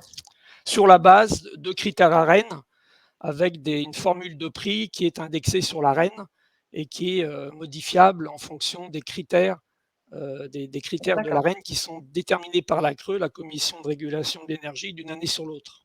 D'accord. Donc voilà, c'est une des formules possibles de prix. L'approvisionnement citoyen. Donc, Enercop est là pour faire avancer la transition énergétique et cette possibilité que l'on donne à des citoyens de se réapproprier l'énergie en étant eux-mêmes acteurs sur leur territoire de la transition énergétique, en créant une centrale. Tout à l'heure, je vous montrerai, on vous passera une petite vidéo qui illustre ça. C'est aujourd'hui tout citoyen français, installé sur l'Hexagone, parce qu'on couvre le secteur distribué par Enedis, peut se montrer acteur engagé dans la transition énergétique en possédant, si je puis dire, en copropriété une petite centrale de production. Et c'est vraiment cette notion de circuit court.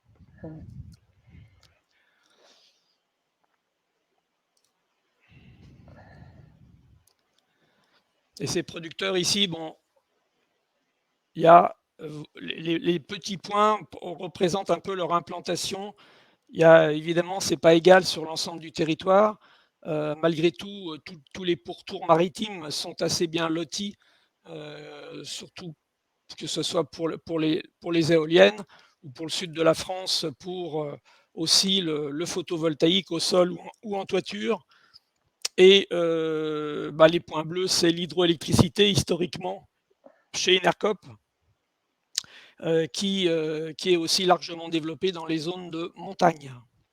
Et puis il y a un peu cette diagonale du vide que l'on retrouve, qui traverse la France par le centre, où là il y a moins de possibilités de faire du renouvelable parce que les conditions sont moins favorables et pas réunies. Après se pose la question du retour sur l'investissement, parce que par exemple pour l'éolien, ça peut monter sur des montants, sur des petits parcs éoliens, 3, 4, 5 éoliennes, on peut facilement, rapidement dépasser le 10 millions d'euros. Donc ce sont voilà, donc là derrière se pose toute l'ingénierie financière et la notion de retour sur investissement. Donc aujourd'hui, on est vraiment les seuls en France à être organisés en coopérative, voilà, avec ce statut de société coopérative d'intérêt collectif, la SIC, qui a ses exigences en termes de gouvernance, de démocratie et aussi d'investissement de ses résultats dans l'objet de l'entreprise. Et pour nous, c'est la transition énergétique.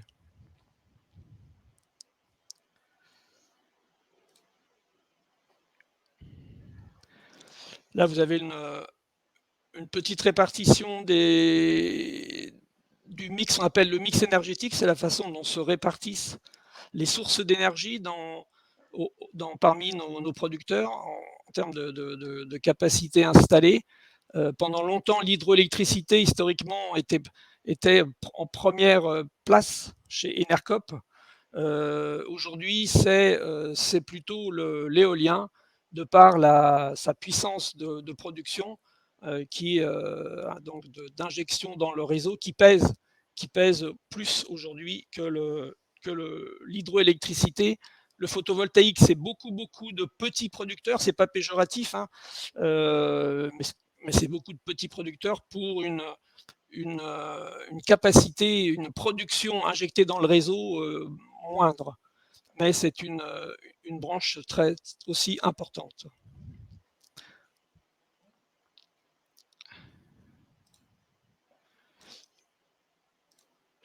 Oui, donc voilà, j'en termine un peu sur les grandes lignes. Les grandes lignes d'Enercop, je parlais de citoyenneté, d'additionnalité, le fait qu'Enercop, grâce à l'action d'Enercop, que des centrales citoyennes puissent émerger, puissent être réellement opérationnelles. Je vous propose une petite présentation de l'une d'entre elles dans les Hauts-de-France, qui est une centrale, une grappe de centrales photovoltaïques. Et j'ai pour ce faire une petite vidéo, si on peut la lancer. Je veux bien qu'on le fasse maintenant. Salut, c'est Mathieu. Et moi, c'est Bertrand. Aujourd'hui, j'entends beaucoup parler de transition énergétique, mais concrètement, j'ai du mal à voir ce que je peux faire. Bah justement, regarde, moi je viens de passer chez Enercop, fournisseur d'électricité vraiment verte en France. Ouais, mais d'où elle vient cette électricité? Eh bien, allons voir derrière la prise les producteurs Enercop.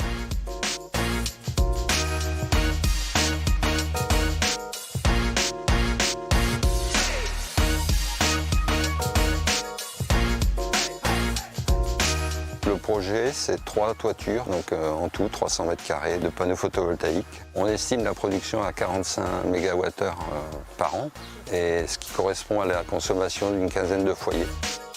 Énergétique accompagne des projets citoyens d'énergie renouvelable. Et le premier projet qu'il a accompagné, c'était le projet d'énergie citoyenne, donc ici à Ambricourt et à Borainville. Nous, on avait repéré des bâtiments que des propriétaires souhaitaient mettre à disposition. Ce qui s'est passé ensuite, c'est qu'on a été réalisé sur le territoire des réunions publiques pour chercher des citoyens qui voulaient bien porter le projet. Et donc, c'est ce qui a donné ensuite naissance à la coopérative Énergie Citoyenne. Mathieu, enchanté. Nous avons 160 sociétaires, des citoyens comme vous et moi, également des associations qui ont participé et des clubs d'investisseurs et une commune également. Depuis le début, notre coopérative vend son électricité à Enercop. Choisir Enercop, c'est une action simple et concrète pour la transition énergétique et pour favoriser le développement local des énergies renouvelables. Si comme Bertrand vous souhaitez participer à la transition énergétique, choisissez Enercop, fournisseur d'électricité 100% verte en circuit court.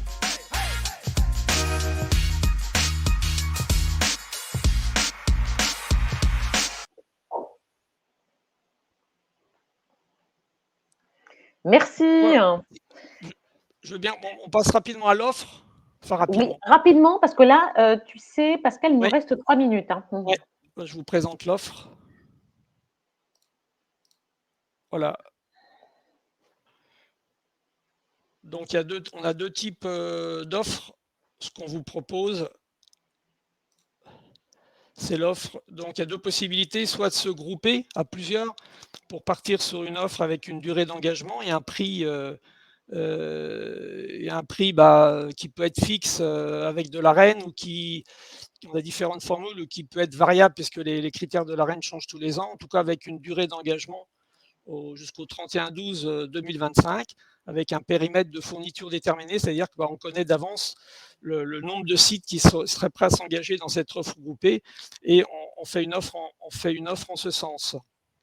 Donc on intègre de l'Arenh. Aujourd'hui, on a accès à ce dispositif de façon temporaire pour pouvoir se placer, être compétitif et pas proposer des prix trop délirants compte tenu du marché d'aujourd'hui. Voilà, c'est une mesure protectrice que l'on a fait de se doter de l'Arenh pendant les sociétaires nous ont donné la possibilité de le faire à 3 reprises pour pouvoir effectivement être plus résilient face aux conditions de marché qu'Alexandre a probablement évoqué avec vous. Donc ça, c'est une première possibilité.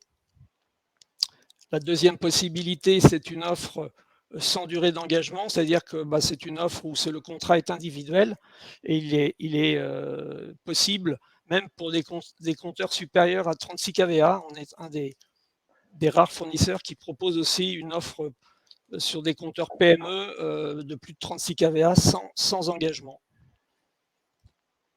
Et donc là, vous pourrez le voir, on a donc 2 grilles tarifaires, une à 36 kVA et moins, et l'autre à, je ne sais pas si on peut on peut pas la grossir, et une à 36 et plus.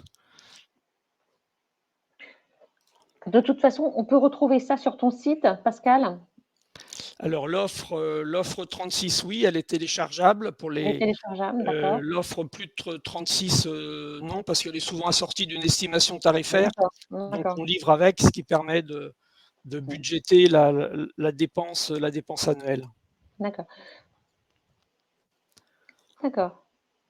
Voilà, écoutez, moi j'en ai terminé, j'ai essayé d'être. Mais c'était parfait. Écoute, c'est difficile d'être. Ah non, mais c'est très difficile et je te remercie vivement, Pascal, de t'y être prêté. Il est 15h19, donc on est totalement dans les temps. Je rappelle donc le fond de ta proposition qui est que nos adhérents peuvent faire appel à toi soit directement, soit groupés. Et là, je fais référence à la proposition qui a été faite dans notre groupe Association territoriale menée de main de maître par Raphaël Maestro, qui a proposé des mutualisations par région, par zone territoriale déterminée, comme celle que nous avons opérée, nous, à Paris, sous la bannière de Cinéma Indépendant Parisien. Et d'ailleurs, nous avons une consultation en cours actuellement. Pascal, un grand merci pour ton engagement en termes de responsabilité environnementale et sociétale. Et à très bientôt. Avec plaisir. Merci. Au revoir. Au revoir, Pascal. À la après-midi. Au revoir. Voilà, eh bien, écoutez, nous allons directement passer à What Value et j'appelle donc Jean-Marc Dubreuil.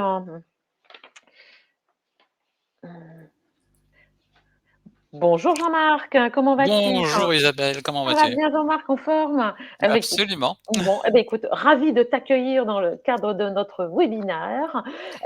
Alors Jean-Marc, tu es, associé, fondateur et dirigeant de What Value et comme je Absolument. l'ai précisé, en introduction du webinaire et en introduction de cette seconde partie, des 3 opérateurs que nous vous présentons aujourd'hui, toi, tu fais figure d'exception car tu n'es pas un fournisseur, tu es une société de conseil en énergie. Alors, je te propose de commencer par définir ton métier et sa spécificité. Eh bien, parfait, on va faire ça en utilisant la présentation que je vous ai envoyée. Voilà, super. Donc, effectivement, comme Isabelle, tu le disais, nous sommes une société de services à l'énergie. Et donc, en fait, on existe depuis pas mal d'années puisqu'on a été créé en 2006. Donc, on a été créé autour des services à l'énergie et notamment de la possibilité pour les consommateurs professionnels de consommer de l'électricité d'origine renouvelable. Tout à l'heure, vous avez eu une présentation, une très bonne présentation sur les garanties d'origine. On en reparlera un tout petit peu après. Oui. C'est exactement ce qu'on faisait. En fait, on permettait à nos clients de consommer des garanties d'origine, mais pas n'importe lesquelles, uniquement françaises. On n'est pas d'Autriche. Je crois que c'est ça qu'il avait mentionné, ou l'Australie, je sais plus. Pas l'Australie, l'Autriche, oui, je crois. Donc on venait. Pologne, voilà, c'est ça, ouais. Donc, nous, on a vraiment des solutions qui sont uniquement franco-françaises, mais ça n'est qu'une toute petite partie de notre activité, puisque petit à petit, on s'est orienté vers la négociation des contrats d'énergie, notamment les solutions pour de groupements d'énergie auxquels les CIP ont participé Oui. il y a quelques années Tout à déjà. fait. Euh, CIP, Cinéma Indépendant Parisien, association qui mutualise, donc comme son nom l'indique, les cinémas indépendants parisiens, en l'occurrence 30 établissements. Oui, et donc un point quand même très très important, on n'est pas courtier, c'est-à-dire qu'on ne s'arrête pas à la négociation du contrat d'énergie. Nous accompagnons nos clients pendant la durée de leur contrat. Donc, si on a la moindre question, si les clients ont des questions, ils nous appellent, ils nous contactent, mais on amène aussi beaucoup de services autour de la gestion des contrats. Et vous allez voir, ce que je vais vous présenter va rebondir de manière assez intéressante par rapport à ce que Carbon 4 vous a présenté tout à l'heure. Et donc, on suit les contrats dans la durée. C'est encore plus important maintenant. Isabelle l'a mentionné, il y a une explosion des budgets d'électricité. On subit. Vous subissez, on subit, tout le monde subit, donc on est obligé de s'adapter à ces changements. Et donc on accompagne la mesure, donc combien vous consommez, le pilotage, l'effacement de la consommation, avec des outils qui se veulent simples, c'est-à-dire quelque chose qui est utilisable par un gestionnaire de salle de cinéma, par vous-même, quelque chose qui doit être directement pratique, pragmatique, facile à utiliser. Voilà. Et un petit point important, on est également labellisé B Corp. Alors B Corp, ça a été créé par des Américains, mais c'est un référentiel extrêmement exigeant, donc qui nous oblige à vraiment regarder la manière dont on gère notre entreprise, la manière dont on gère nos employés, la manière dont on interagit avec nos clients également. Voilà, donc ça c'est What Value, on est créé depuis 2006, donc on a maintenant 17 ans, ça fait longtemps. Voilà, on est plus tout à fait jeune. Voilà. Là, la courbe que vous voyez, elle va vous rappeler la courbe que vous avez vue tout à l'heure de Carbone 4. Donc, je donne une orientation un tout petit peu différente de celle de Carbone 4. Ici, c'est la courbe de l'électricité. Ce qui vous a présenté, c'est la courbe du gaz. Et vous voyez, et ça reflète exactement ce qu'il vous disait tout à l'heure. Ça suit exactement la même tendance que celle du gaz. Et vous avez compris pourquoi. Le prix de l'électricité est globalement, on va dire, indexé sur celui du gaz. Il y a des prix de gros en fait qui fluctuent énormément, qui changent beaucoup d'un jour sur l'autre, d'une semaine sur l'autre, d'un mois sur l'autre, et surtout ils sont à des niveaux qui sont très élevés. Je crois qu'il y a quelque chose qui a été mentionné tout à l'heure également, c'est le fait que on a changé de paradigme, on est dans un monde très différent avec des prix de l'énergie qui sont très élevés. Alors maintenant, moi je vais pas vous dire le prix de l'énergie ça sera 50 € par mégawattheure dans un an, dans 2 ans, j'en sais rien. Par contre, ce que je vois, c'est que on est actuellement, si on regarde les prix de l'électricité pour livraison en 2024 ou en 2025, on est largement au-dessus des 100 euros, largement de toute façon 3 fois plus cher que les prix de 50 euros qu'on avait lors de la crise du Covid, voire même au-delà de 100 euros pour l'année prochaine. Donc des prix qui sont très très élevés. Donc on change de paradigme, on change d'environnement et il y a encore beaucoup, beaucoup de questions ouvertes. On peut se dire, ah tiens, les prix vont se casser la figure parce que c'est trop cher de toute façon, l'économie va s'écrouler ou pas, mais on est dans un marché mondial, dans un marché globalisé. Et l'hiver 23-24, on est loin d'être sorti des problématiques, notamment de livraison de gaz, puisque la Russie ne livre plus sur l'Europe. Il y a un redémarrage de l'activité chinoise qui va demander beaucoup plus de gaz. Une partie du gaz qui est sur des bateaux, des cargos, a été détourné vers l'Europe pour fournir les besoins de l'Europe, sera pas forcément le cas sur le reste de cette année 2023. Il risque d'aller vers la Chine. Ça va être au plus offrant. Qui dit plus offrant dit tension sur l'offre et la demande, augmentation des prix. Et je vais pas vous l'apprendre. Vous savez qu'il y a un stress hydrique. Vous savez qu'il y a des problèmes avec les centrales nucléaires d'EDF d'entretien. Donc ils ne prennent aucun risque, ce qui est parfait. Mais ça veut dire que tout ça, ça met de la tension dans le système et que les prix restent élevés. On attend également une réforme du marché de l'électricité. Il y a des propositions qui sont en cours au niveau de l'Union européenne, mais elles vont certainement pas se réaliser avant 2024, au mieux 2025 certainement. Et on a parlé d'une réforme de l'Arenh. Donc c'est en fin 2025 que l'Arenh s'arrête, donc le nucléaire historique. Donc les contrats effectivement que nous proposent les fournisseurs actuellement s'arrêtent en général en 2025, ou alors ils prennent énormément de précautions s'ils vont au-delà de 2025. Voilà, donc il y a une espèce de consolidation des marchés, mais à un niveau très très très élevé. Est-ce qu'il y a un équilibre ou pas? Ça, on ne sait pas trop le dire.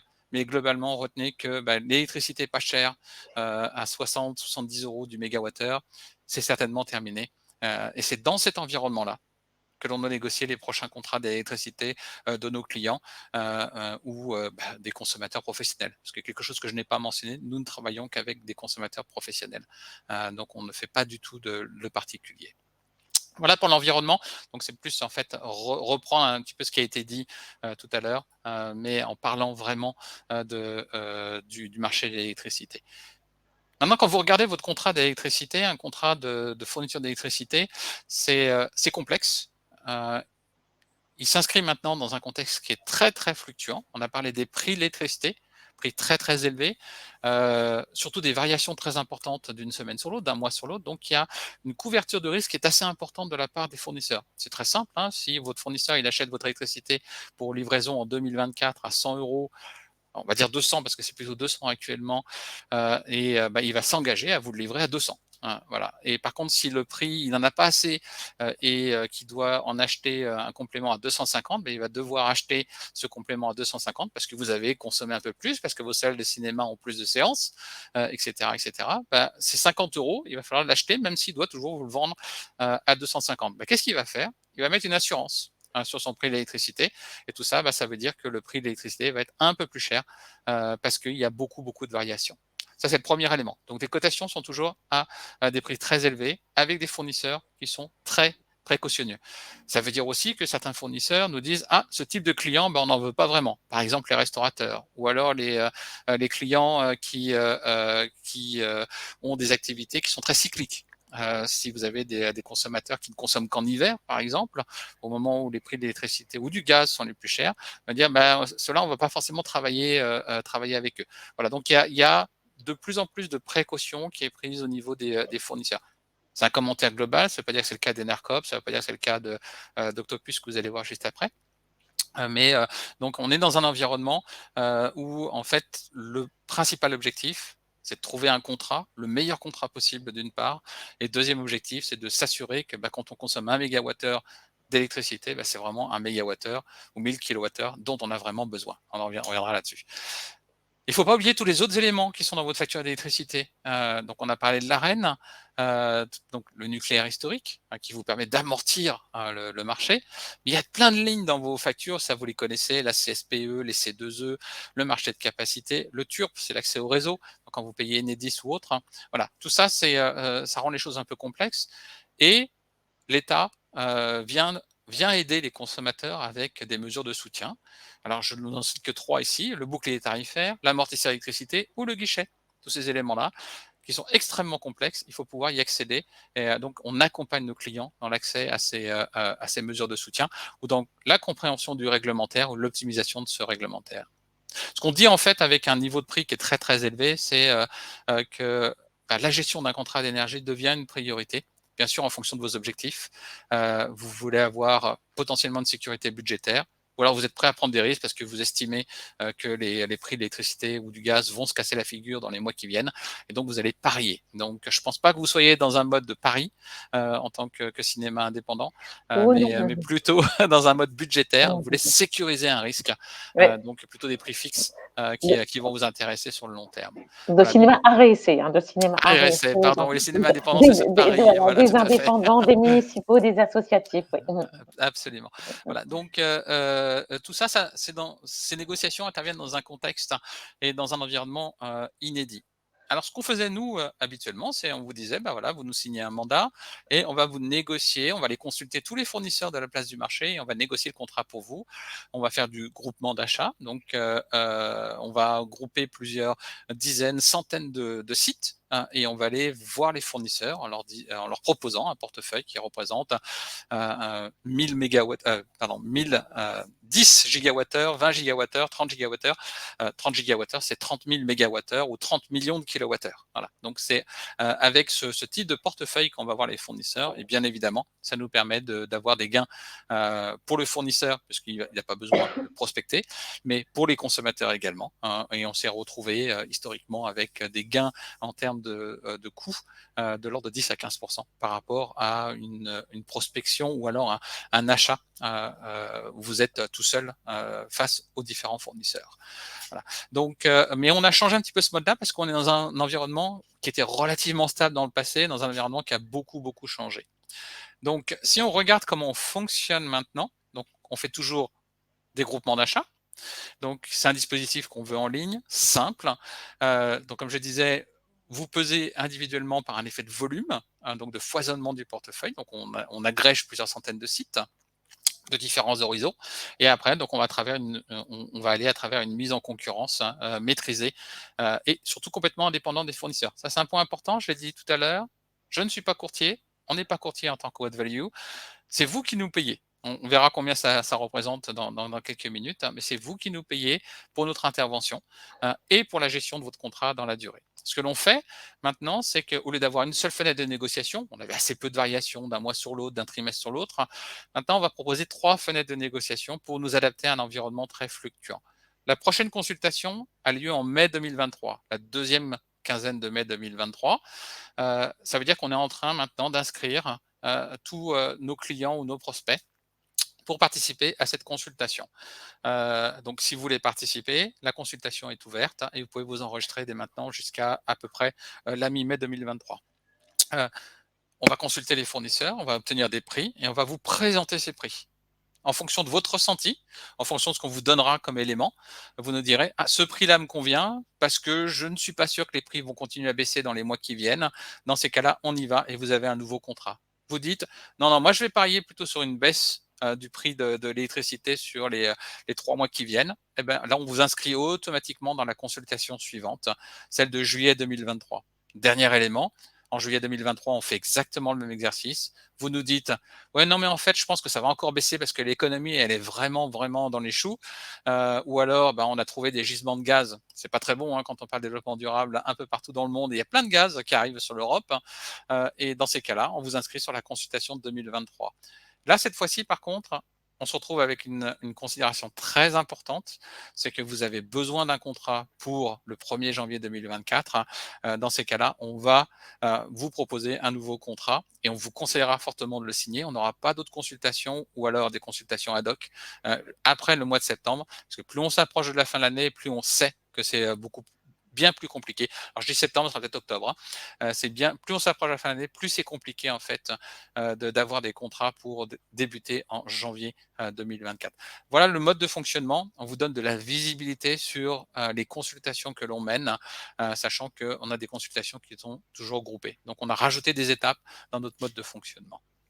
Mais ça n'est qu'une partie du service que l'on amène. Et ici, je vous ai mis une liste de tous les services que l'on propose. Donc un service 100% dématérialisé, hein, donc vous vous inscrivez, c'est l'achat groupé. Vous voyez que l'achat groupé, c'est que la deuxième ligne ici. Donc il n'y a pas 50, c'est pas 50% ou 80% de notre activité, d'accord? On va vous archiver vos contrats. Ça, c'est important parce que comme on est indépendant des fournisseurs, si vous changez de fournisseur d'un contrat sur l'autre, bah, vous aurez encore l'historique de ces contrats. On va donc tout ça, c'est de manière électronique, donc ce qui simplifie énormément les choses. Et on va vous donner accès à vos consommations certifiées, toujours de manière indépendante des fournisseurs. Donc c'est reconnu par Enedis, c'est reconnu par les entreprises locales de distribution également. Et donc vous aurez des statistiques de consommation mensuelles. Alors mensuelles, ça peut-être pas assez suffire. Donc vous voyez qu'on a tout en bas un nouveau service qui est un service d'alerte et de suivi de consommation au pas horaire. On va vous donner accès, donc ça c'est une option, avec un nouveau service sur lequel je vais couvrir dans la slide d'après, un nouveau service qui va permettre de suivre vos consommations au jour le jour et heure par heure. Ça va être très très important lorsque vous allez pouvoir mesurer, vous allez vouloir mesurer vos actions d'économie d'énergie. Et puis on rajoute également l'analyse du TURP, le contrôle de facturation, important le contrôle de facturation. On a 3 à 4 fois plus d'erreurs de facturation en 2022 qu'en 2021. Il y a beaucoup d'erreurs de facturation parce que la réglementation est de plus en plus compliquée. Donc ça fait partie intégrante de notre activité, on contrôle votre facturation et on optimise tous les éléments également qui concernent vos contrats. Voilà, et on cherche à optimiser tout ça. Et puis après, on intègre de manière optionnelle une part d'énergie renouvelable à travers les garanties d'origine françaises. J'ai parlé du service d'alerte et de suivi de consommation au pas horaire. Voici un exemple de ce à quoi ça peut correspondre. Donc ici, vous avez sur un de nos clients sa consommation d'une semaine sur l'autre. Et vous voyez des courbes qui sont au pas horaire toutes les heures, entre minuit et 1 heure, entre 1 heure et 2 heures du matin, 2 heures, 3 heures, 4 heures, etc. Sur la semaine qui est en verte ici, vous voyez une consommation qui est relativement élevée, notamment à 5 heures du matin. Mais il se dit, mais qu'est-ce que je faisais à 5 heures du matin? Et il s'est aperçu que certains de ses appareils démarraient à 5 heures du matin sans son contrôle. Il a pris une action simple la semaine d'après, vers le lendemain même, il pouvait voir que son action avait généré des économies d'énergie. Voilà. Et la même chose, en fait, sur les démarrages sur la courbe verte, à partir de 6 heures, 7 heures, 8 heures du matin. Donc, vous voyez qu'il a pu changer, en fait, ses modes d'allumage de ses appareils et il a économisé directement rien qu'en voyant ses consommations au jour le jour, à l'heure près, il a pu optimiser sa consommation et réduire de 15% ici, pardon, de 8% ici, sa consommation d'électricité. Et ça, on vous le fait en kilowattheure et en euros. Donc, on convertit ça aussi par rapport à votre budget d'électricité et vous voyez directement avec cet outil ultra simple, avec des écrans prédéterminés, ce que vous allez pouvoir économiser avec vos actions d'économie d'énergie. Vous avez changé un appareil, quel est mon impact? Qu'est-ce que ça veut dire sur ma consommation d'électricité? Et vous le voyez tout de suite, vous n'attendez pas 6 mois, vous n'attendez pas 1 mois, vous l'avez directement du jour pour le lendemain. C'est un nouvel outil qu'on met à disposition. Certains d'entre vous vont d'ailleurs recevoir une communication de notre part aujourd'hui quand vous êtes client chez nous. Sur cette nouvelle outil. Mais si vous êtes intéressé, contactez-nous. C'est indépendant de votre contrat d'électricité et c'est disponible à partir de maintenant.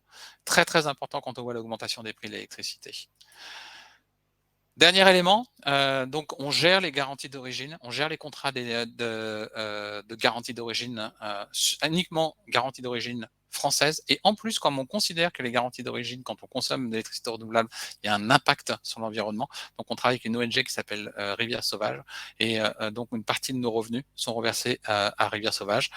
Tout à l'heure, vous avez eu une intervention qui vous parlait de l'achat direct d'énergie pour limiter les évolutions de vos contrats d'énergie sur 10 ou 15 ans, ce qu'on appelle un PPA, et ce qu'on est en train de regarder également pour nos clients. Voilà. Alors, juste un tout petit point, dernier point, je sais qu'il me reste 1 minute, Isabelle, c'est ça. Voilà, donc je vous donne ici un prix à peu près pour une petite salle de 60 MWh par an, à peu près de consommation, 2 salles. C'est à peu près 2% de votre budget d'électricité sur 2 ans qu'il faut compter pour notre intervention. Pour 3 salles, à peu près 1,5%, 4 salles, 1%, simplement parce qu'on a des économies d'échelle, bien évidemment, avec la taille. Ça n'intègre pas l'électricité verte, c'est un suivi de consommation au pas mensuel, le pas horaire est en su, donc c'est une option, donc contactez-nous pour ça. Et juste un dernier point, donc la consommation et les dépenses d'électricité deviennent stratégiques. Il vous faut des outils pour négocier vos contrats, suivre votre contrat dans le temps et voir les impacts de vos actions d'économie d'énergie. C'est les outils qu'on vous propose également indépendamment de votre contrat d'énergie. Et donc, notre prochain appel d'offres est ouvert et nos contacts sont ici. Et je crois que je suis juste à temps. Voilà, parfait. 15h40, c'est magnifique. Merci beaucoup, Jean-Marc. Alors, sache que toutes tes coordonnées ont été mises en ligne par Anne dans le chat. Donc, Super. Et bien entendu, pour ceux d'entre vous, chers adhérents, qui ne les auraient pas notés, on est à la disposition à l'AFCAE pour vous les redonner. Jean-Marc, un grand merci. Et Merci je encore. rappelle à nos consoeurs, à nos confrères, que chaque cinéma peut faire appel à toi directement et donc tu joindras cette demande à un appel d'offres plus large où les adhérents peuvent s'organiser sur des zones territoriales pour venir en groupe te voir et rentrer en groupe dans un appel d'offres. Et si le nombre de cinémas est suffisant, on peut même envisager de constituer un appel d'offres cinéma tous ensemble. Et ça, c'est un autre sujet que nous n'avons plus le temps, un autre dossier qu'on n'ouvrira pas à 15h41, mais plus tard. Voilà. Bon, merci. Merci beaucoup, Jean-Marc. À bientôt. Belle fin d'après-midi. Au revoir. Alors, 15h41, il est donc l'heure de recevoir notre dernière intervenante, Capucine Orven d'Octopus Énergie. Capucine, êtes-vous là?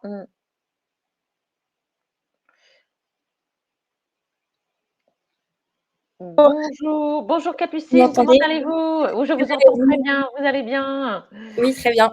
Bon, eh bien, écoutez, ravie de vous accueillir dans le cadre de ce webinaire. Comme vous le savez, dans une première partie, on a étudié les mutations du marché de l'énergie et la seconde partie est consacrée à la réception et à l'audition de 3 opérateurs du marché. Vous êtes donc la 3e et dernière. Et alors, il se trouve que Octopus est un nouvel entrant sur le marché français. Racontez-nous ça, Capucine. Oui, avec plaisir. Du coup, bonjour à tous et à toutes. Donc, moi, je me présente, je suis Capucine Orven.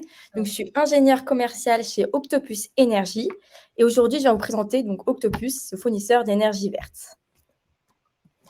Donc, Octopus Énergie, qui est-ce? Donc, déjà, c'est un acteur principal de la transition énergétique qui a 3 forces hyper importantes.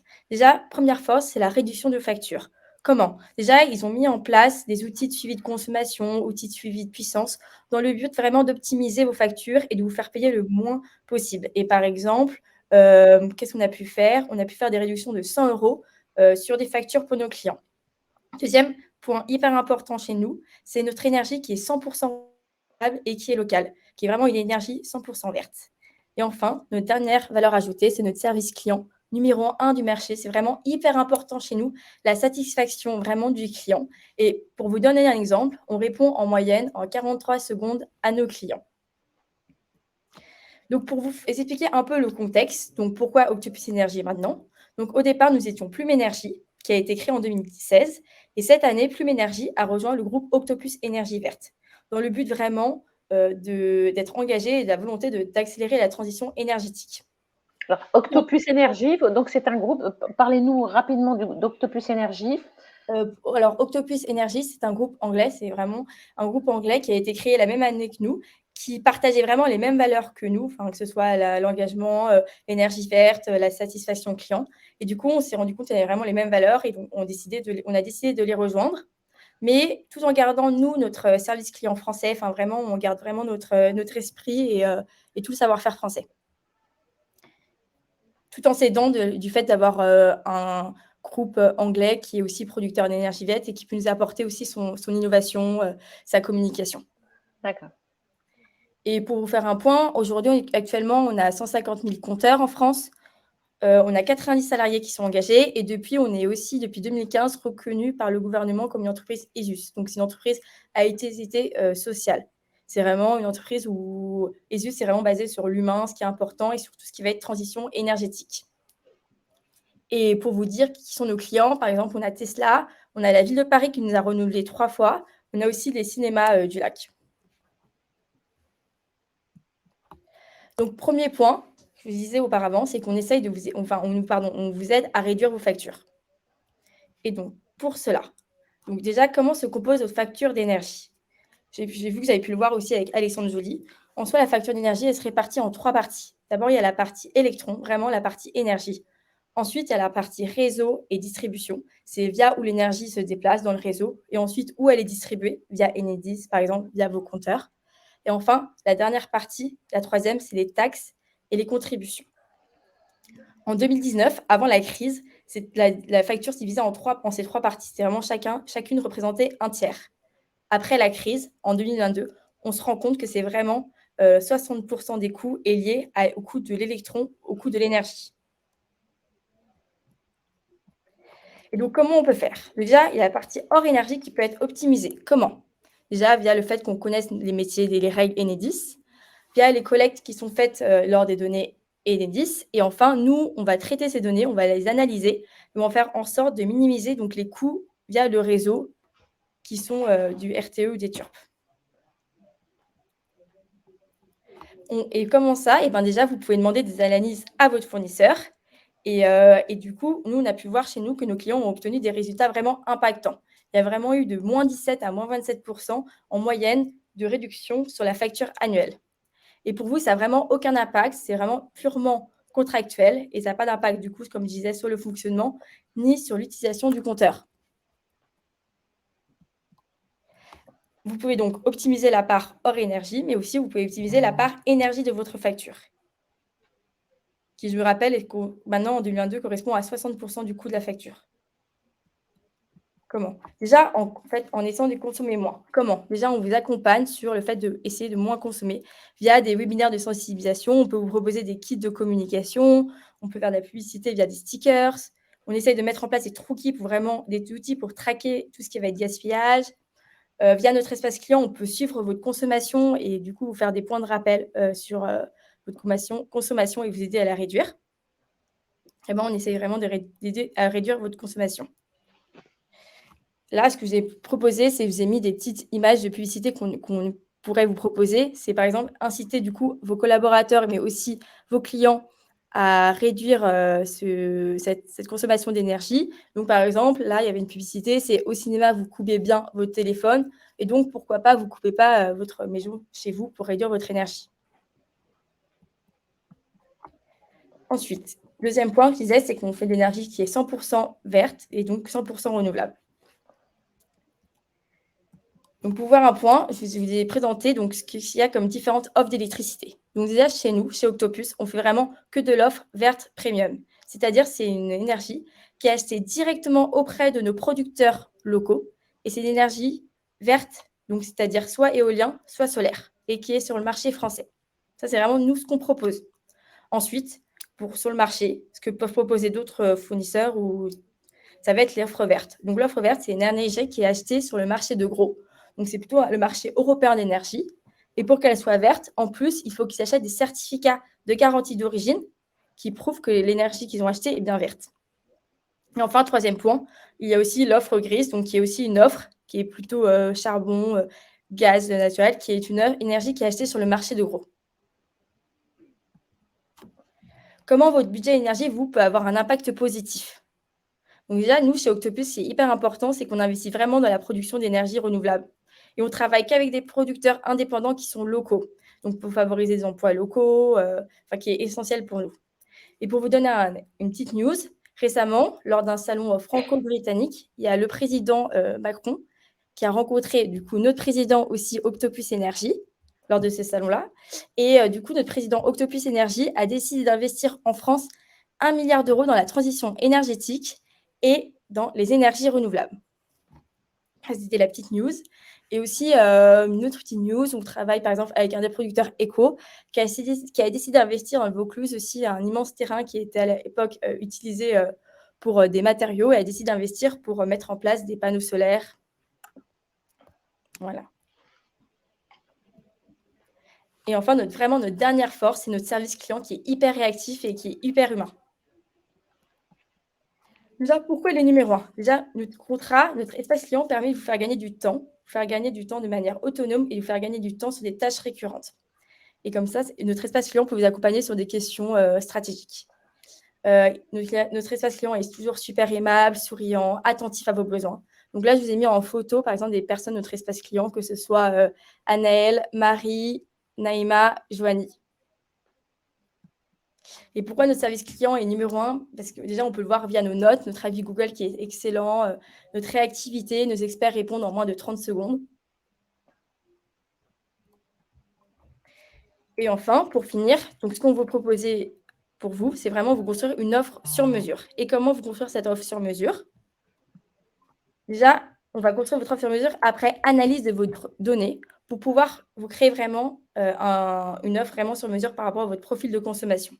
Déjà, ce qu'on vous apporter, déjà, ça va être un prix qui va être simple, qui va être transparent, un prix qui va être sans marge. Effectivement, le but maintenant, c'est vraiment de se faire connaître auprès de beaucoup de clients et du coup, de ne pas du tout se faire de marge. On va réduire vos factures et enfin, on va vous accompagner avec notre super espace client. Et pour reproduire ce type d'offre, on a besoin d'un volume minimal de 5 gigawattheures et aussi le fait que vous regroupez un ensemble de cinémas pour avoir ce maximum de volume et vous proposer vraiment le meilleur des prix et vraiment une offre sur mesure. C'est les conditions sine qua non pour vous apporter notre meilleure offre. Et voilà, merci beaucoup. Merci beaucoup Capucine. Donc, pour résumer, nos adhérents peuvent faire appel à vous à condition de se grouper au préalable. Hein. Oui, d'accord. c'est vrai que c'est vrai. D'accord, ok, très très bien. Bon, écoutez, c'est très clair. Je vois qu'il n'y a pas de questions, donc je vais vous libérer et nous allons conclure ce webinaire. Merci beaucoup d'être venu présenter votre offre et je vous dis à très bientôt, Capucine. Je vous en prie. Au revoir, merci beaucoup en tout cas. Bon après-midi. À très bientôt. Au revoir. Merci. Bon, alors, nous terminons totalement dans les temps. Je vois qu'il n'y a pas de questions. En termes de méthodologie, je le répète, vous pouvez contacter individuellement les trois opérateurs qu'on vous a présentés, c'est-à-dire 2 fournisseurs d'énergie, Enercop, un historique, Octopus, un nouvel entrant, ou décider de faire appel à une société de conseil en énergie, What Value. Vous pouvez, donc, dans le cas de Enercop et What Value, les contacter directement ou vous grouper de façon régionale, territoriale pour faire appel à eux, ou dans le cas d'Octopus, vous groupez obligatoirement en amont. Voilà, nous, dans le cadre de Cinéma Indépendant Parisien, nous organisons des appels d'offres depuis 2016 et nous consultons. Alors, comme Alexandre Joly vous l'a précisé, on ne peut pas, les fournisseurs ne peuvent pas faire d'offres au-delà du 31 décembre 2025.